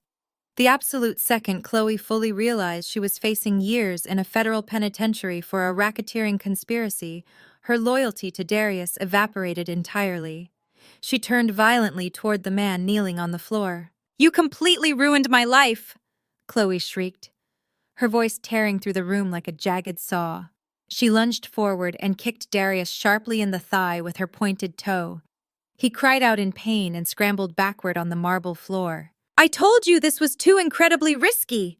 she screamed, pointing frantically at the blinking red light on the recording console. "He made me do it," she yelled directly toward the microphone, her voice entirely hysterical. Darius orchestrated the entire thing. He told me the commingling trap was absolutely foolproof. He transferred the stolen firm money to my accounts. He explicitly promised me $6 million in clean cash if I altered the final appraisal numbers. I have text messages. I have emails proving he masterminded the entire racketeering plot. I will give you everything you need to lock him away forever. Darius stared at the woman he had destroyed his marriage for, watching her eagerly trade his freedom for a slightly reduced prison sentence. "Chloe, stop talking," he begged, weakly holding his hands up to shield his face from her wrath. "You are confessing to federal crimes on tape." "I do not care!" Chloe shrieked wildly, tears of pure panic streaming down her face and ruining her expensive makeup. "I'm not going down for your pathetic, sloppy mistakes. You told me she was just a stupid, gullible software nerd. You told me this would be incredibly easy. You are a complete failure." She spun around, grabbed her designer handbag, and sprinted blindly out of the conference room. The heavy glass doors slammed shut behind her, leaving a ringing silence in her wake. She was rushing out to find a criminal defense attorney, hoping to secure a plea deal before the federal indictments dropped. Darius slowly lowered his hands. He looked utterly devastated, completely hollowed out by the rapid consecutive betrayals of everyone he thought he controlled. He slowly pulled himself up from the floor and slumped heavily into the nearest leather chair, burying his face in his hands. Then the sharp, cheerful ringtone of a cell phone broke the heavy silence. It was coming from Darius's suit pocket. He ignored it at first, but the phone kept ringing relentlessly. "Answer it!" I commanded, my voice echoing with absolute authority. Darius mechanically reached into his pocket and pulled out his phone. He stared at the caller ID with blank, uncomprehending eyes. He swiped the screen and brought the phone slowly to his ear. "Hello," he whispered. Even from across the wide mahogany table, I could hear the loud, frantic sobbing coming from the tiny speaker. It was his brother-in-law, Jamal. Darius Jamal wailed, his voice completely high-pitched and entirely unrecognizable. "Man, you have to help us. Everything is completely gone." Darius closed his eyes tightly. "What is gone, Jamal?" "My credit cards." Jamal sobbed loudly into the phone. "The bank accounts. I was just trying to buy gas for Keisha's rental car, and the machine declined everything. I called the corporate bank to see if there was a fraud alert, and they transferred me to a federal agent." Darius's eyes snapped wide open. A federal agent! Jamal was weeping uncontrollably, now his words barely coherent. "The IRS Criminal Investigation Division. Darius. They completely froze every single account tied to my name and Keisha's name. The agent told me we were being actively investigated for severe tax evasion and corporate payroll fraud." Darius dropped the phone directly onto the mahogany table. He did not even bother to end the call. Jamal's frantic sobbing continued to echo faintly from the speaker, a pathetic soundtrack to the absolute financial slaughter of their entire toxic family. I knew exactly why the accounts were frozen. During my forensic audit, I discovered that Darius had placed both Keisha and Jamal on his brokerage firm's official payroll as phantom employees. They never worked a single hour for the company, but they received massive salaries and company credit cards, which Darius used to fraudulently reduce his corporate tax burden. They had been actively participating in tax evasion for 3 years, eagerly spending the illegal money to fund their flashy lifestyles. In a single afternoon, the entire family had been completely financially eradicated. Brenda was homeless. Keisha had lost her luxury car. Jamal was facing federal tax evasion charges.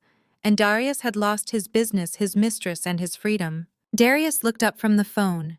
His face was completely ashen, entirely devoid of any blood or life. His hands were shaking so violently they rattled against the polished wood of the table. He finally realized that standard corporate audits do not trigger instant IRS asset freezes.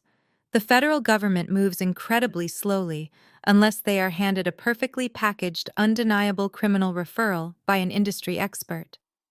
He stared at me, his eyes wide with an absolute primal fear. "What did you do?" he whispered, his voice trembling so hard he could barely form the words.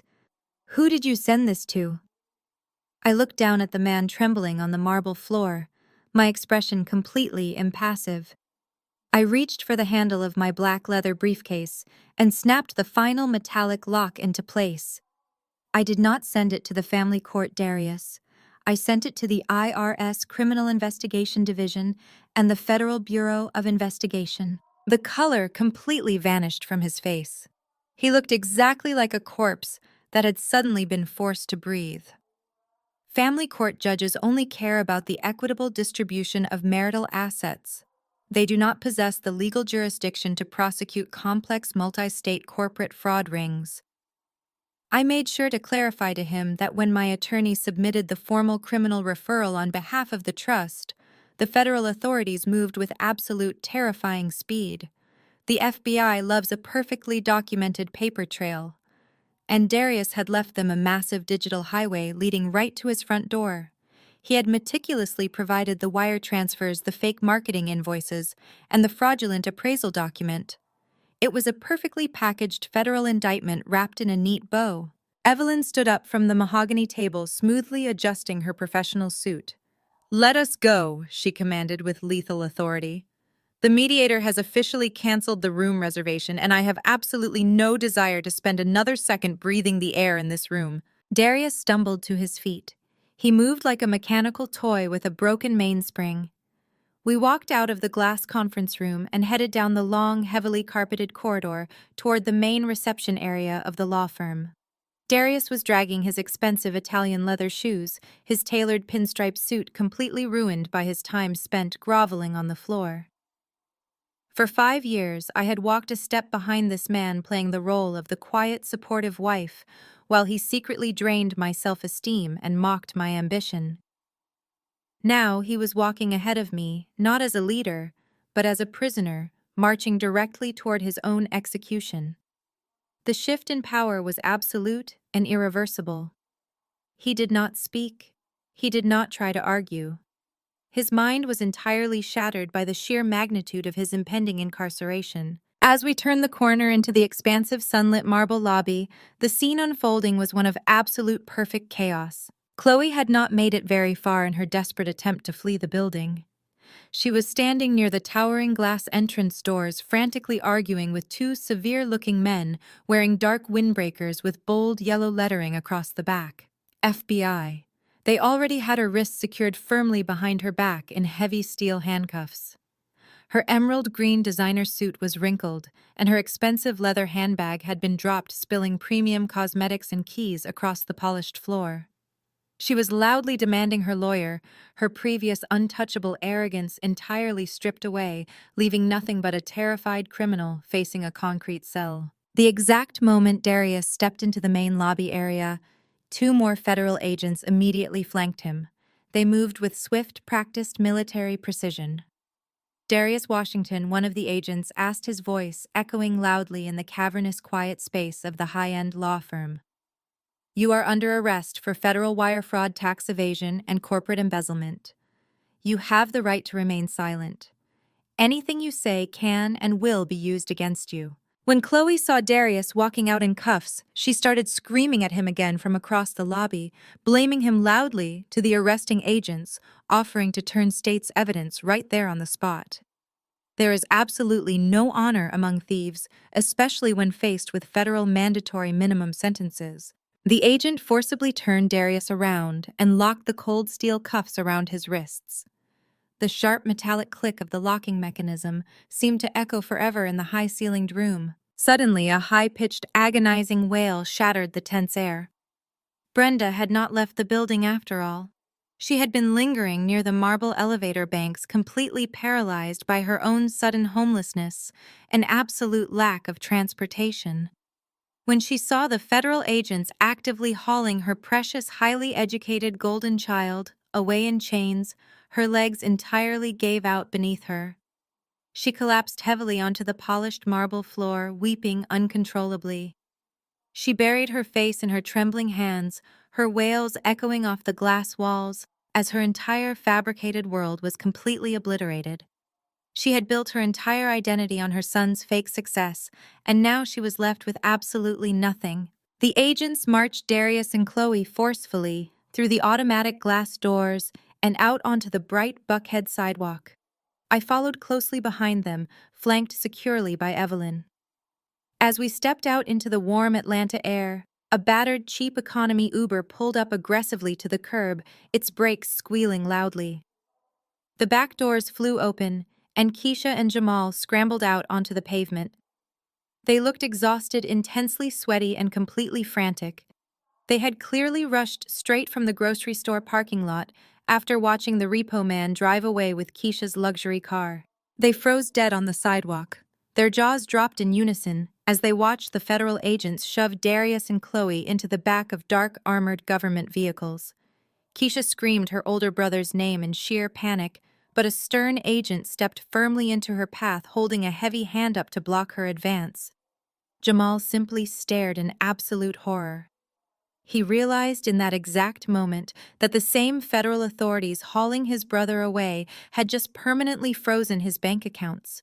They had spent their entire adult lives feeding off Darius's fraudulent success, treating me like an unwanted outsider. Now the host parasite was dead, and they were completely exposed to the harsh reality of the real world. The grand illusion of their elite family status was officially dead and buried right there on the sun-baked concrete. I did not stop to gloat. I did not deliver a dramatic, lingering speech about justice karma or the pain they had caused me over the last 5 years. They were officially no longer worth my time, my energy, or my breath. I simply adjusted my grip on my briefcase, stepped smoothly and elegantly around my weeping mother-in-law who was still sobbing on the lobby floor, and walked purposefully toward the curb. A sleek, armored black SUV was idling quietly, just a few yards away from the chaotic federal convoy. The driver, wearing a sharp black suit and an earpiece, immediately stepped out and opened the heavy rear door for me. I thanked him quietly and slid into the plush, incredibly quiet leather interior. Evelyn gave me a final, respectful nod of ultimate victory from the sidewalk before turning to walk toward her own vehicle. The driver closed my heavy door securely, walked around the front of the massive vehicle, and slid behind the steering wheel. He glanced back at me through the rearview mirror, his hands resting professionally on the leather wheel. "Where to, Ms. Washington?" he asked respectfully. I reached into my bag and pulled out my dark designer sunglasses. I slipped them on completely, shielding my eyes from the pathetic, chaotic scene unfolding on the sidewalk outside. "To the Elias Holdings headquarters," I said, my voice strong, steady, and entirely free. "The CEO has arrived."